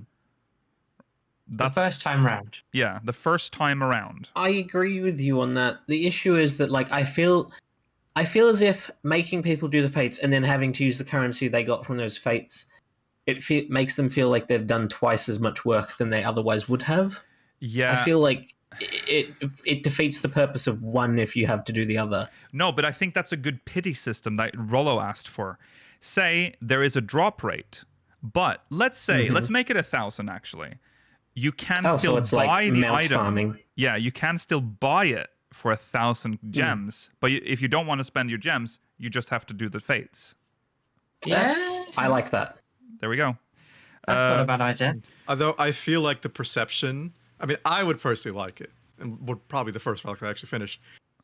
But the perception from the fan base, I think, would be like, oh, relics are just fates now, like overworld fates. Yeah. I agree. This would just be one step. But this is just one step, right? So I think, like he also mentioned, running dungeons as well, which is a very classic. You should always way of doing it should always be the case that there are 2 specific things you have to do per step per patch. If there's only one step, it feels, and one of them, and that one step is bad, it'll always feel bad. Yeah. Yes. 100%. Yeah. There aren't that many other ways of doing this. I feel like in our game. I think I don't know how else. They have all of the perfect systems for making a good relic from A Realm Reborn and Heavensward. Yeah, it's just the execution of them. It hasn't been good. Yeah, I don't mind the running of. I also don't mind the running of old dungeons as the other option. Yeah, Sorry. No, I don't. What if they added in a relic roulette, which has a specific maybe like a variable system of dungeons, like the most underutilized dungeons. to like try and help players through old content, and then it kind of funnels you into the ones that are the lowest populated dungeons. Relic roulette. Yeah, not a bad idea either. Yeah, Gives you like one item a day or whatever it is, like as a boost thing. Yeah, why not? Yeah, that would be fun. Yeah, I think that's a good idea as well. See, we can so many good ideas. We can make Relic. You know, we can make the Relic system. We're the best idea guys. Yeah, really I know you're are. watching, Yoshi P. Please take this to heart. Mailer, third step, books. Books. Look away, Yoshi P. Look away. Do not listen. Books need to come back. You know, books were good, but the mobs you had to fight and the fates you had to do was the bad part. The problem was how they were implemented. The way mobs are distributed now, it will never be the same issue. There's way more than enough. Yeah. And you just don't make a few Chloes. And just don't make it 10. 10 is a ridiculous amount when everyone needs them. Exactly. Yeah. I like giving people a reason to explore the world. There's very little reason to explore the overworld zones now. Yeah. My hatred for the books is mostly a joke now. I mean, the nerfed... It's just because you suffered through them. The nerfed books are better. The ones that we got like at the end are much better than the original ones, because the original ones were fucking nightmarish. Yeah. The problem with books is that they had requirements that people don't like, which included specific leaves, which might not even show up in the leave list. That was the worst. Yes. That's bullshit. Yes. And the fact that they required specific fates that aren't necessarily going to be up when you need them as well. Yeah. That's the issue. The options to do mobs and dungeons, I like both of those because you have a degree of control of when you're going to do them. Well, no. Hold on. This is why I hated the books, especially the original ones. At launch, those mobs were impossible to get done because there were 50 people in one zone hunting down 5 mobs for their. I know. And back then you needed 10. You needed 10 of each. Exactly. Yeah, back then it was an issue, but nowadays there's more than 5 of each mob in every zone. Yeah. They added like literally just the 5. I think they just added them in later, didn't they? When they released Red, we'll have 5 monsters here. I don't remember if they did that. I think you overestimate or underestimate how many players will like absolutely be farming that shit. I don't know if you remember the bombs for Red Mage first came out near Copperbell Mines. Yeah, that's true. Yeah, sucked. And it would be even worse with the Relic. Hunting down overworld mobs for a book, disastrous. Especially when it's new content. Maybe it's not. I understand if you've done the Relic now, easy peasy. But during that, when that shit was relevant, oh my god, the hours, especially the one in Mordona. Okay, how about this?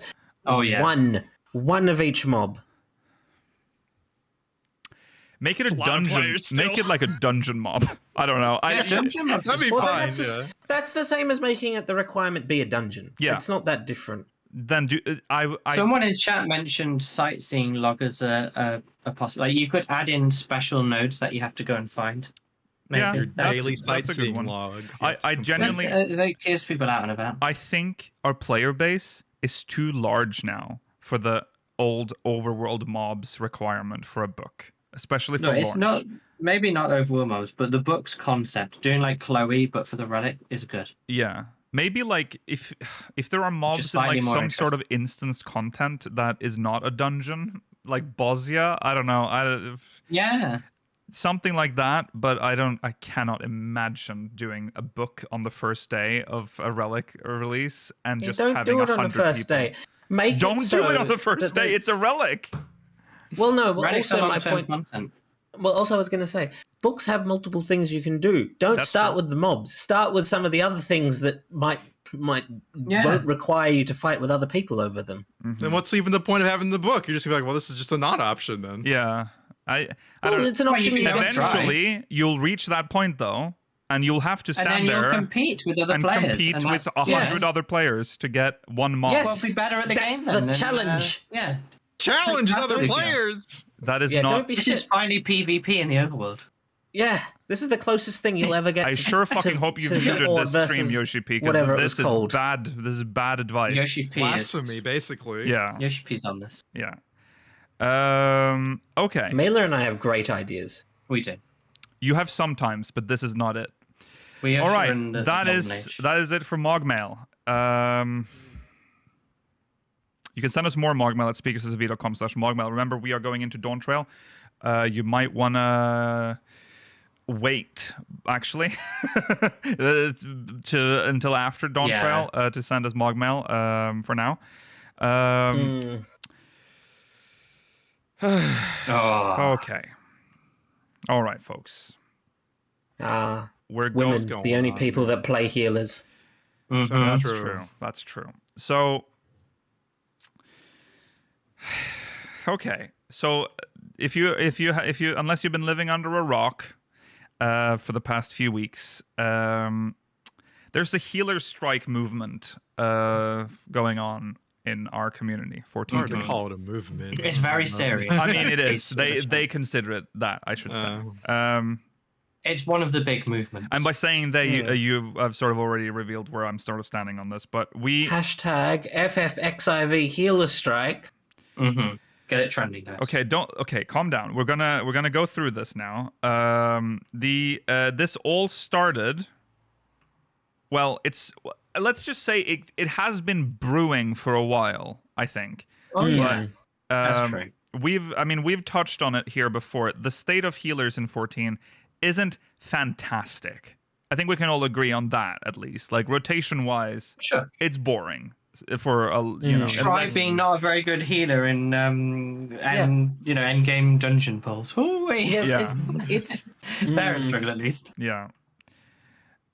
The catalyst for what is now happening is Xenos. Xenos. Yes. I keep calling him Xenos. Xeno. Xeno. Xeno or Xenosis. Yes. Mr. Bald. You know him. We realized the other day that he looks like Bob Newby, which is very cool. Which is very cool. I love Bob Newby. Yeah, we're big Bob Newby fans. We're big Bob Newby fans. And he did a run of the Dawntrail dungeon that they played during the media tour. Yeah. Without healers. And you don't want to take a guess at what the name of the dungeon was? It was. Do you want me to remember that at the top of my head? I have no Amazon fucking clue. Jungle. Oh yeah, that was the joke. Oh, I see. Yeah, I don't. I haven't. It started with the K, I think. Or an X. Genuinely, I don't know. It's called Ihoikatumu. There you go. There it is. Thank you, chat. At least someone remembers. Yes. Googled it. So he did a Google. He did a dungeon without healers. He was did a Google. Which, let's just say, because we're pioneers of the highest quality content, and minimum eye level often had challenge-based runs with one role or missing roles and stuff. Doing content without a tank or without healers or without DPS is challenge content specifically to see if it can be done. Yeah. Yes. He played specifically with a warrior, a tank, a dragoon, a ninja, and a red mage. Yeah. And they also, were able. I remember lots of times in recent extreme content where paladins or warriors have been able to solo them. Yes. This is not a new phenomenon. We'll get to that. But this is the core of the issue. So this is a new dungeon for Dawntrail, where the first dungeon he was able to go through it without healers. But you are right. Warrior is essentially known for being able to sustain itself through most things. Like, warrior is a healer's dream, right? Because they like Heaven's Word, basically. Yeah.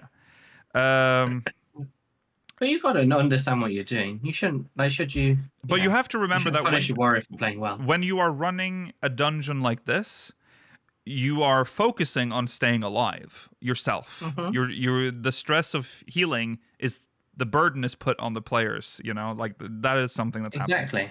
happening. So I'm going to read. So there is a forum post that then came up following this video that has started it all. And I think the only way for you guys to understand what this is for me to read the forum post so you understand what they want.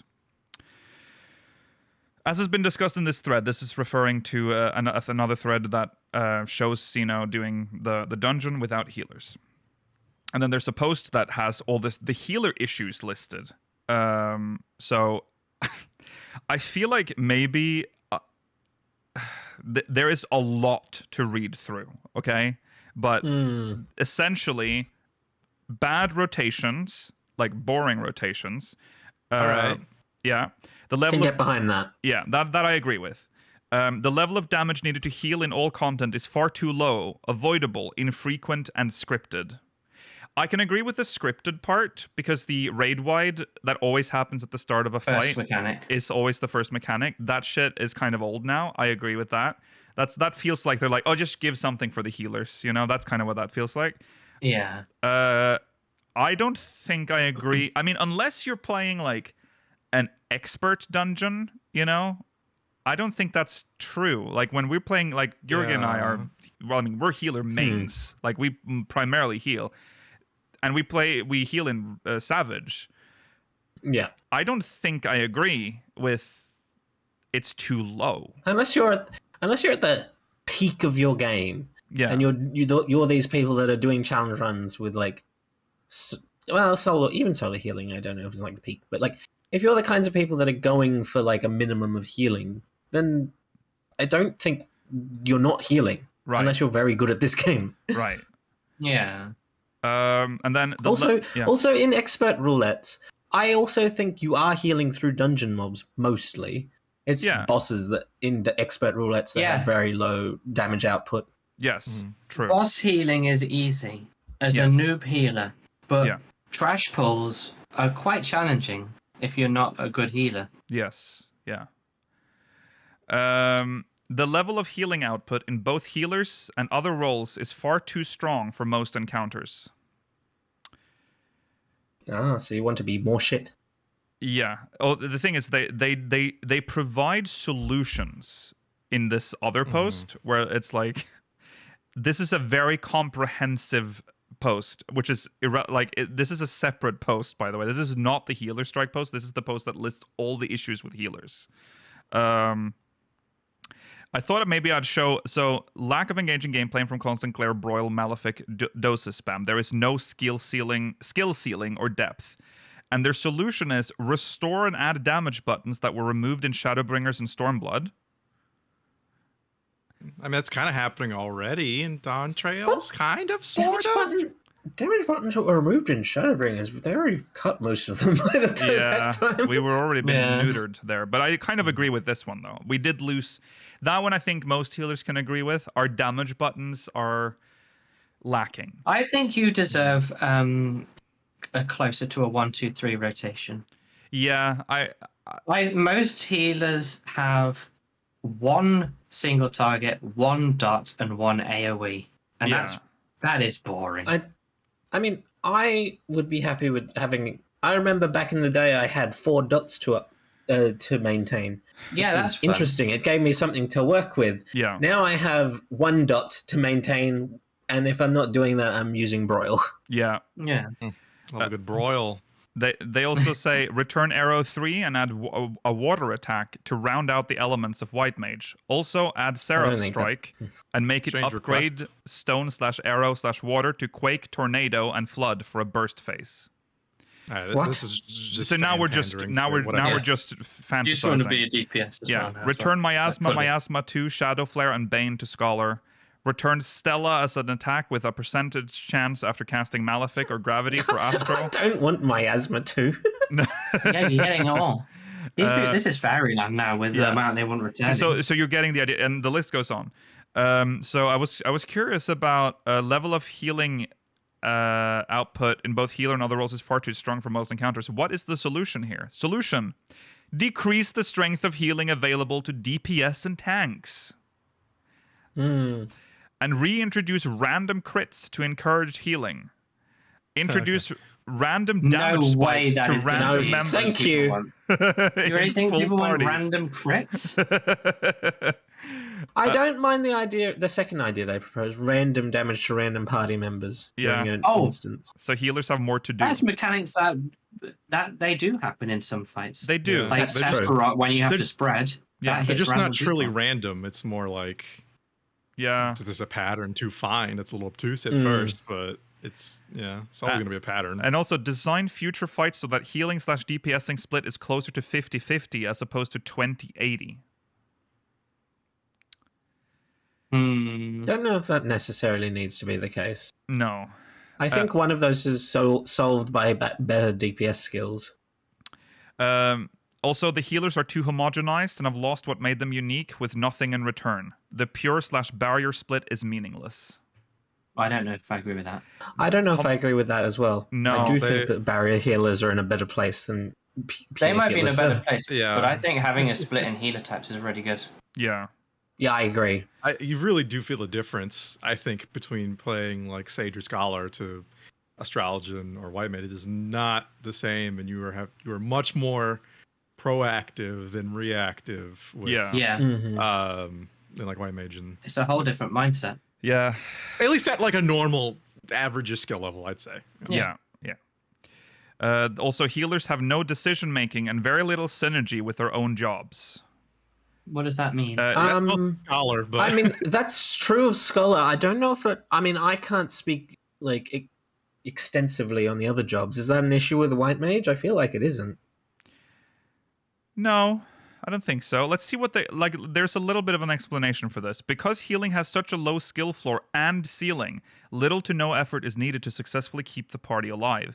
You just use healing tools in the order of OGCDs first, GCDs second.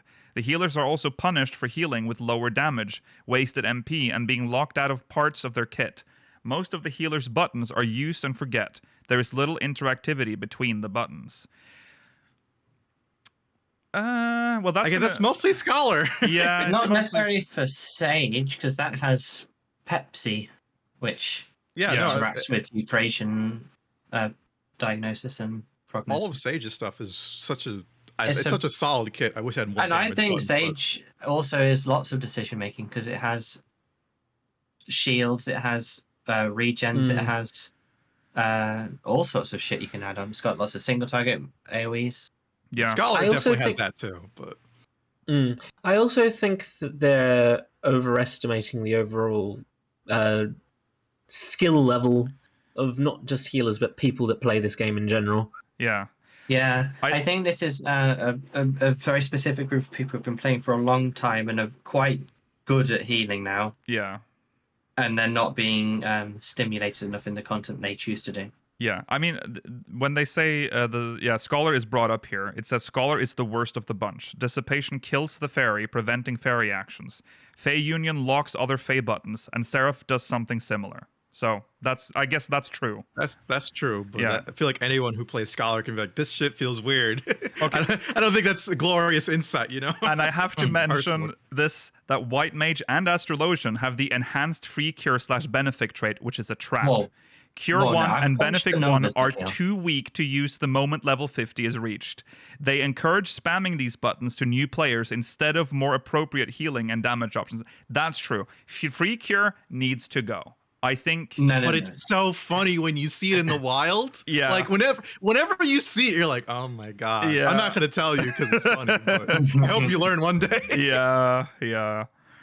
You did mention Sage. They do have something to say about Sage too. Sage's adder stings are used solely for Toxicon. Toxicon, however, is a DPS loss to earn by generating adder sting, and it does not work as a movement tool either when Sage has the free Icarus jump. Toxicon is pretty shit. Yeah, I've heard this. Yeah, Toxicon is the only way you can generate adder sting is by fully breaking a key creation diagnosis. Yeah, which is a weird way of generating your resource. It is hard to generate. Yeah. And they're not very good. It's just an AoE. Oh, once you've gotten like better, like you have better gear and you're like higher end in the rating, it is definitely a DPS loss. Progging, I think it still has its place. It definitely allows you to do movement. It does. Yeah, they say having Icarus as a movement skill, but that is on quite a long cooldown and isn't. It requires a target, whereas Adder Sting allows you to sidestep while casting. Yeah. I just saw that their solution is very interesting for White Mage and Astrologian. Move Free Cure and Enhanced Benefic to Stone and Malefic, respectively. So you get like a free stone, like get the. Or do you get free cure? You get a free cure. You get a free cure. That's not a bad solution. Not a bad idea. but I wish actually not. Does it accidentally encourage people to DPS more than they should, though, to try and find it? I mean, I also don't think outside of if someone has died, I don't think astrologians and white mages have very much MP issues, do they? No, that's true, but I mean, it's part of MP management is part of the job. So free cure in general just doesn't need to exist, in my humble opinion. Exactly. Yeah. So yeah. I think it's Astrologian right now that has like the worst MP economy in terms of like I think man ratings. Okay. Yeah, I think that's White Mage has the thing that lets you do things for free. Yeah. Twice. Yes. Which is quite strong. Stop Dissipation killing the fairy, Fey Union locking out the fairy, and Sarah from other skills. I mean, sure. Whatever. I don't think Dissipation... I think Dissipation should do something else, to be honest. Yeah. Okay, we're actually not even on the strike yet, so I'm just going to read the headlines for these things, so then we'll move on. Healers' actions are bloated with dependent, outdated, or functionally useless buttons that have survived pruning when other more valuable skills have been lost. Leveling healers is terrible with missing rewards in job quests and skills learned later in spite of previous versions being at lower levels. This one is very true for White Mage. True, yeah. That's true for every job, though. Yeah. That's just an issue with the level syncing in general. I mean, well, this is specifically for healers, though. So obviously they would have bring this in because they're making a list. But yeah, White Mage specifically is that's very true. There are clear signs of nobody with anything more than minimal healer experience designing or testing the healing role, and this is causing damage. I don't know if that's true. You should heal that damage then. Do your work. 9, there's 10, we're almost there. Healer glamour options are far too biased in favor of robes and feminine styles. That's true. That's true. That is true. How you put this in the fucking strike? I mean, to be fair, this is not why there's a strike, but I mean, this is just a list of the problems with healers. That's funny. The pure healer concept that was explored in Stormblood and forced upon all healers now is extremely unpopular and is unsuitable for Final Fantasy XIV's combat system, lore, and community. Whoa, hang on a second. Yeah. The lore what the fuck? What are you smoking? Oh, and here's what they want. What do we healers want for our job? Still not part of the strike itself, but a part of the core, yeah. Manifesto. Well, no, because the strike has its own manifesto, but this is the manifesto of this post. So what do we want? 1. Return of unique playstyles and iconic/fun abilities such as Arrow 3, varied cards, Celine, and so forth. End this horrible glare broil malefic doses spam. 2. Sorry, do you not think... Arrow 3, the funnest of all skills. I mean, I like Arrow 3. But it's not adding a high degree of complexity to the White Mage rotation. Yeah, no. Right? And do they think other classes don't suffer this? All tanks are basically the same. Yeah. Most DPS play very similarly. They're, the uniqueness of jobs is very lacking, which is why 8.0 is going to be the best expansion. Yeah, that's what's coming, he said. Yeah. All right, 2. More frequent amounts of healing required at all levels of gameplay. Make the potency boost from expansion changes happen on level caps +1, 51, 61, 71, 81. So previous content isn't trivialized. 3A. White Mage. Why does 3 get fucking itemized into ABCD? White Mage to stop being treated as a baby's first healer and made into a strong elementalist that can stand on top. Oh, fuck off. 3B. Fuck off. That's just... Scholar gets its dots and Celine back with no more infighting between healing and damage. 3C. I don't need Celine back. Astro have its cards, Time Magic, and Sects returned with slight tweaks so its shields stop fighting with Scholar and Dark Knight. 3D. Sage to get the DPS actions it was promised.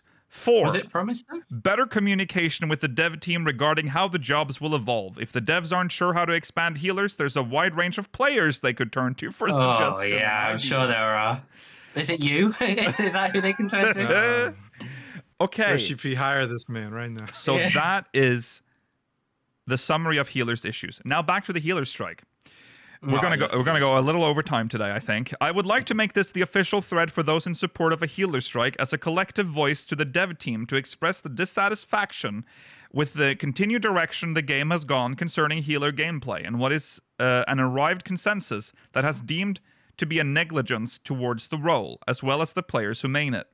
I would like to note that this thread is not to attack or in any way intended to be offensive towards any member of the dev team, director-producer Naoki Yoshida, Square Enix, or any of its affiliates. The purpose of the healer strike and this thread is to garner support for necessary changes and adjustments to be made in order to once again validate its place in content that requires grouping, and an equal contributed effort among all members of the group in order to facilitate clears within Final Fantasy XIV. Please use this thread to voice your concerns, express your feelings in a constructive manner, point out issues, make suggestions, and to add your name to those who will be striking. The strike entails that players will not be participating in group content as any of the 4 available jobs to the healer role. It is understandable that there are likely active statics that are still working on Endwalker content and healer mains in general who would like to finish out the current expansion.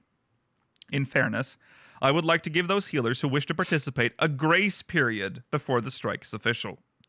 Please provide your feedback as to the conditions to end the strike and the date it should begin. I am thinking the strike will be officially underway when Dawntrail launches on Tuesday, July 2nd, 2024. I appreciate your time, fellow adventurers. Let our voices and our hearts be heard. Now here is the manifesto. The manifesto. Self-sustain and healing abilities given to other roles. The choice/direction to give such abilities to roles outside of healer encroaches on the role. I mean, do you think Second Wind is like the greatest skill ever, and it's getting a buff, Mailer? How fucking dare they? Who? Red Mage, I guess. Resurrection Raise. That's true. Yeah. I have to say this. This is important because the reason why we're talking about it is because this thread blew the fuck up. It has 464 pages now. Like, it is very active. There is a lot of support for this, which is very surprising to me. But all right, yes, it's just a loud. It has to be. Well, it has to be, but it's a loud minority. Yeah, yeah. And then oversimplified DPS rotation. Every job in Final Fantasy XIV has a filler GCD skill that they press when there are no other requirements. No role in the game pushes this skill more than healer. Not by a long shot. Our offensive capability should still feel dynamic and rewarding. Yes, we are healers, but we are also casters. This is the only thing that I will agree with. I only cast Dia just to keep my dot up, and then it's just glare. Mela, you even pointed it out when you looked at the duty recorder. Like, do you do anything else? It's just glare. It's glare, and then I throw out like my Afflatus thing to get my misery. Then I do that. Every 2.5 seconds, Mailer. Oh, and then there's a little twirl. And there is a size as well, I guess. But there isn't a lot happening. A size is one of the best feeling skills in the game. I agree. Don't ever touch a size. I love it. But instant cast GCDs though still feel like you're not a caster. Yeah. Right. Also, yes, I should say a size and glare technically. No, glare is a size is not a GCD. That's an OGCD, so that doesn't count here. Also true. Yeah. But anything like if you think that just using a GCD it makes you a caster, then every job is a caster. Like caster has a timed cast bar. That's the whole point. Yes, but we have no rotation. Like there's no. No, exactly. Stone is your only rotation. Spell that you cast. I don't ever expect us to get a rotation. I just think us to have things like dots or stuff that we throw in every now and then. Yeah. I don't expect a 1, 2, 3 for a healer. No, I don't really, but give one healer 1, 2, 3. Make one of them interesting. Yeah. Make one of them interesting because that's so much more compelling having to press 3 buttons instead of 1. Yeah. I love it. According to this person, it might be. Yeah. Also, homogenization of healer jobs. Barrier/pure healer split is largely redundant. All healers essentially play the same, with the exception of few and far between niche abilities. I strongly disagree with that. Well. Yeah. And like I said before, there's also there is a split between tank types in terms of barrier versus like self-sustain kind of tanks. But that's not really forced in this game. Yeah. Whereas if you queue for Savage like high-end duties with the duty finder, it forces you to have a pure and a barrier healer. Yeah. Which I find interesting. So this is the only job where there is actually this hard split. And I like that. I think this is interesting. It makes them slightly unique. Yeah.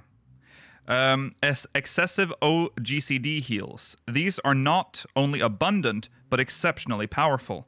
This, in addition to self-sustain on other rolls, reduces the dynamic of healing comrades. Comrades? Come on. Comrades?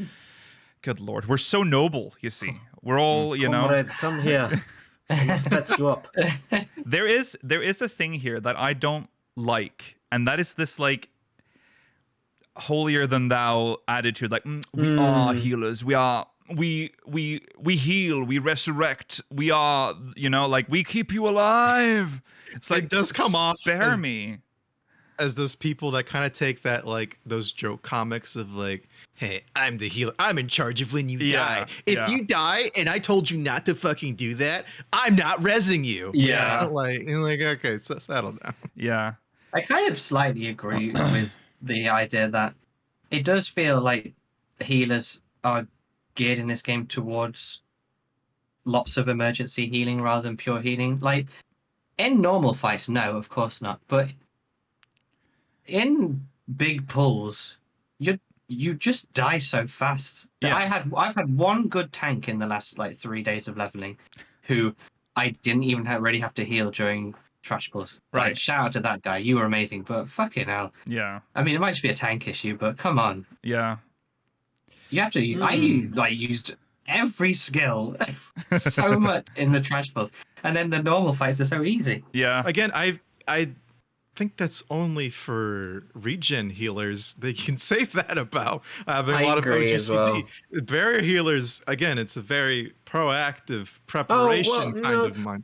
I think barrier healers have a lot of OGCDs as well, Rollo. Between using like, if I combine like an ethos, what's it called, sacred soil, and like excogitation, I often don't have, and then like some kind of fairy heal, I often don't have to heal at all during a trash pull.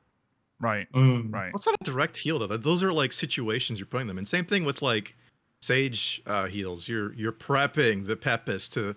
It's very difficult. The Pepsis, sorry, the Pepsis to pop the shields, or like you're. It's a much harder mindset, I think, though. The prep kind of barrier is. I find Sage much harder in endgame, or in like 80 to 90 dungeons. Than White Mage.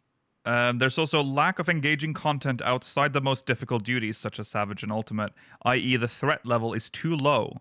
Healers should feel like they have a place in all forms of content. It is understandable that difficulty can't be so great as to bar progression of story-based content. However, innovative means should still be employed to make greater/full use of abilities.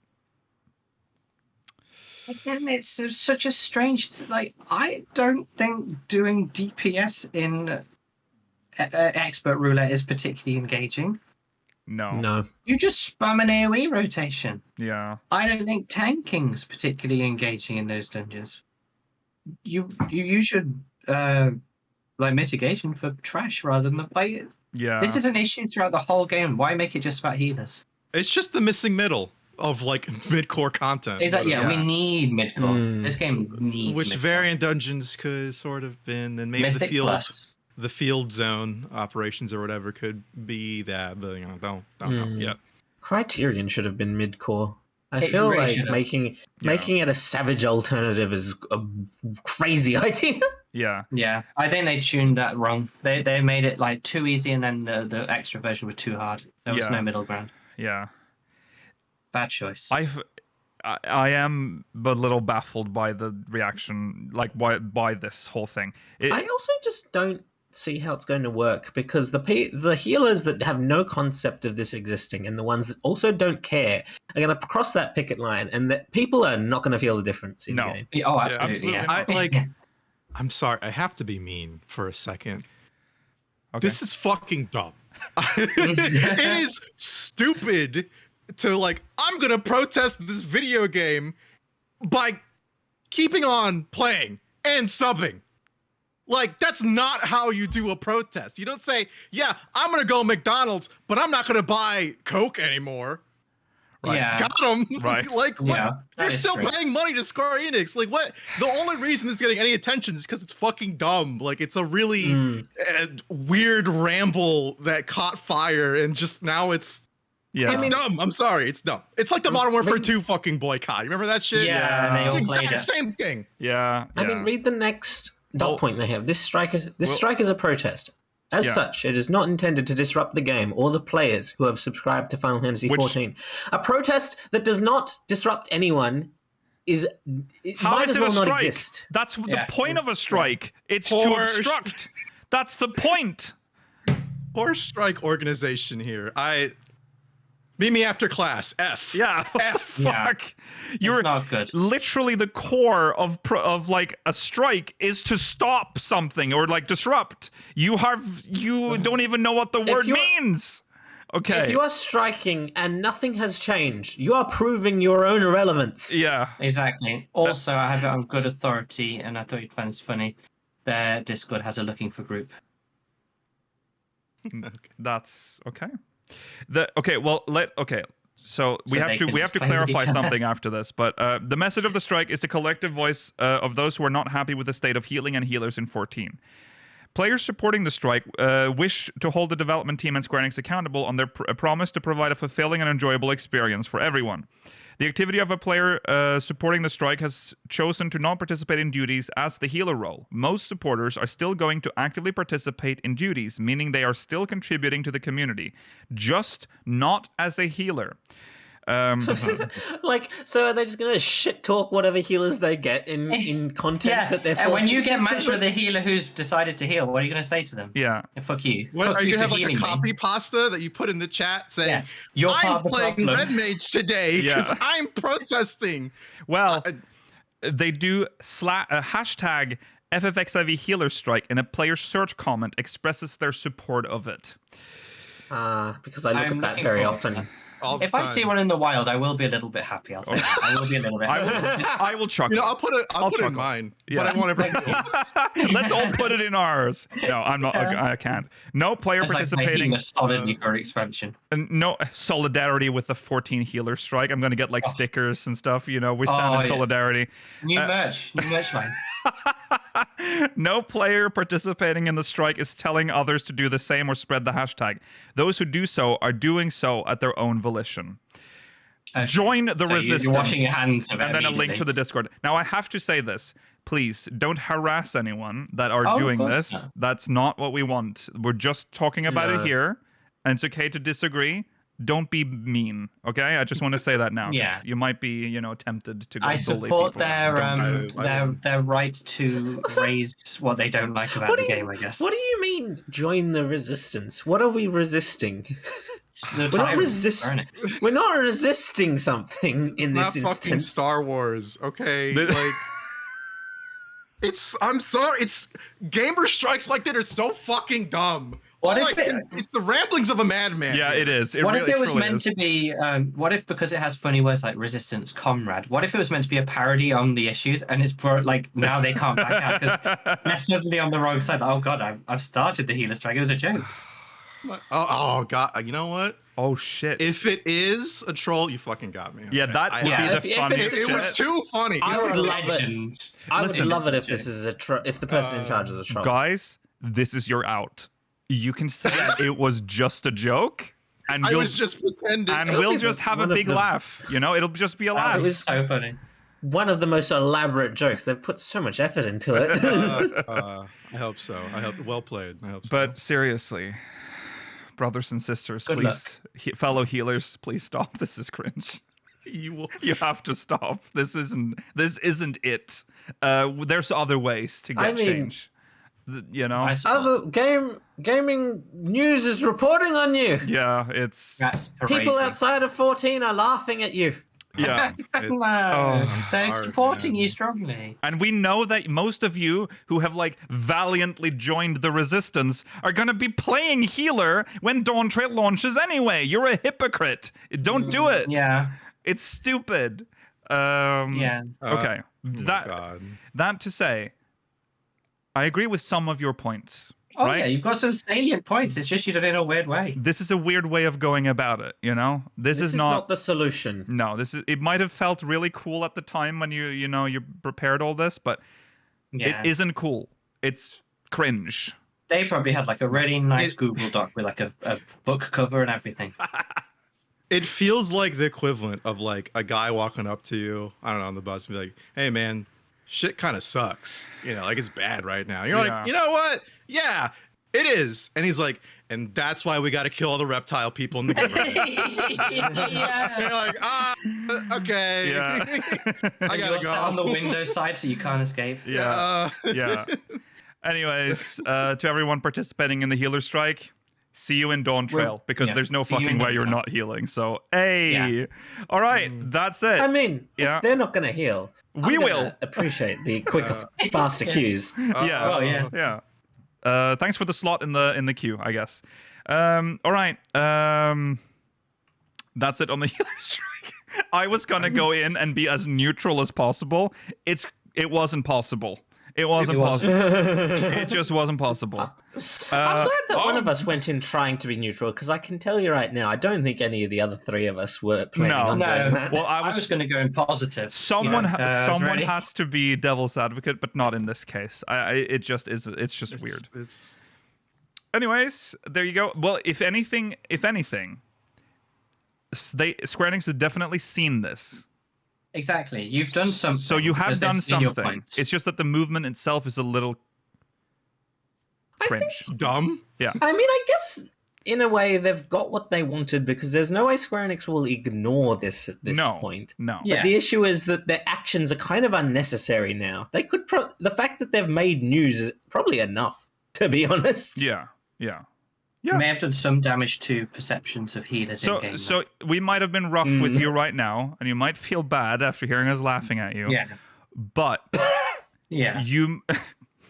but remember, when 8.0 comes around, you might have actually made a difference regardless if they actually listen to what you say, okay? But don't do the strike thing, because that part is it should have just been like what the best way to do this would to not do it as a strike, but like as a just like a sign, like a petition, a movement, something. Or something. That's the thing. Then it wouldn't have been dumb enough to catch the news. Exactly. Maybe that's the concern. So in a way, it's kind of genius as well. I have to say, like it made the news. So masterful gambit, sir. Yeah.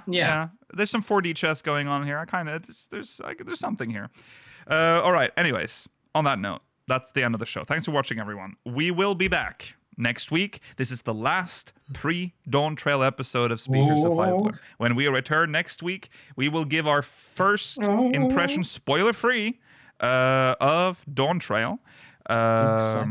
Tomorrow, we will be saying goodbye to Endwalker with our Goodbye Endwalker Parade.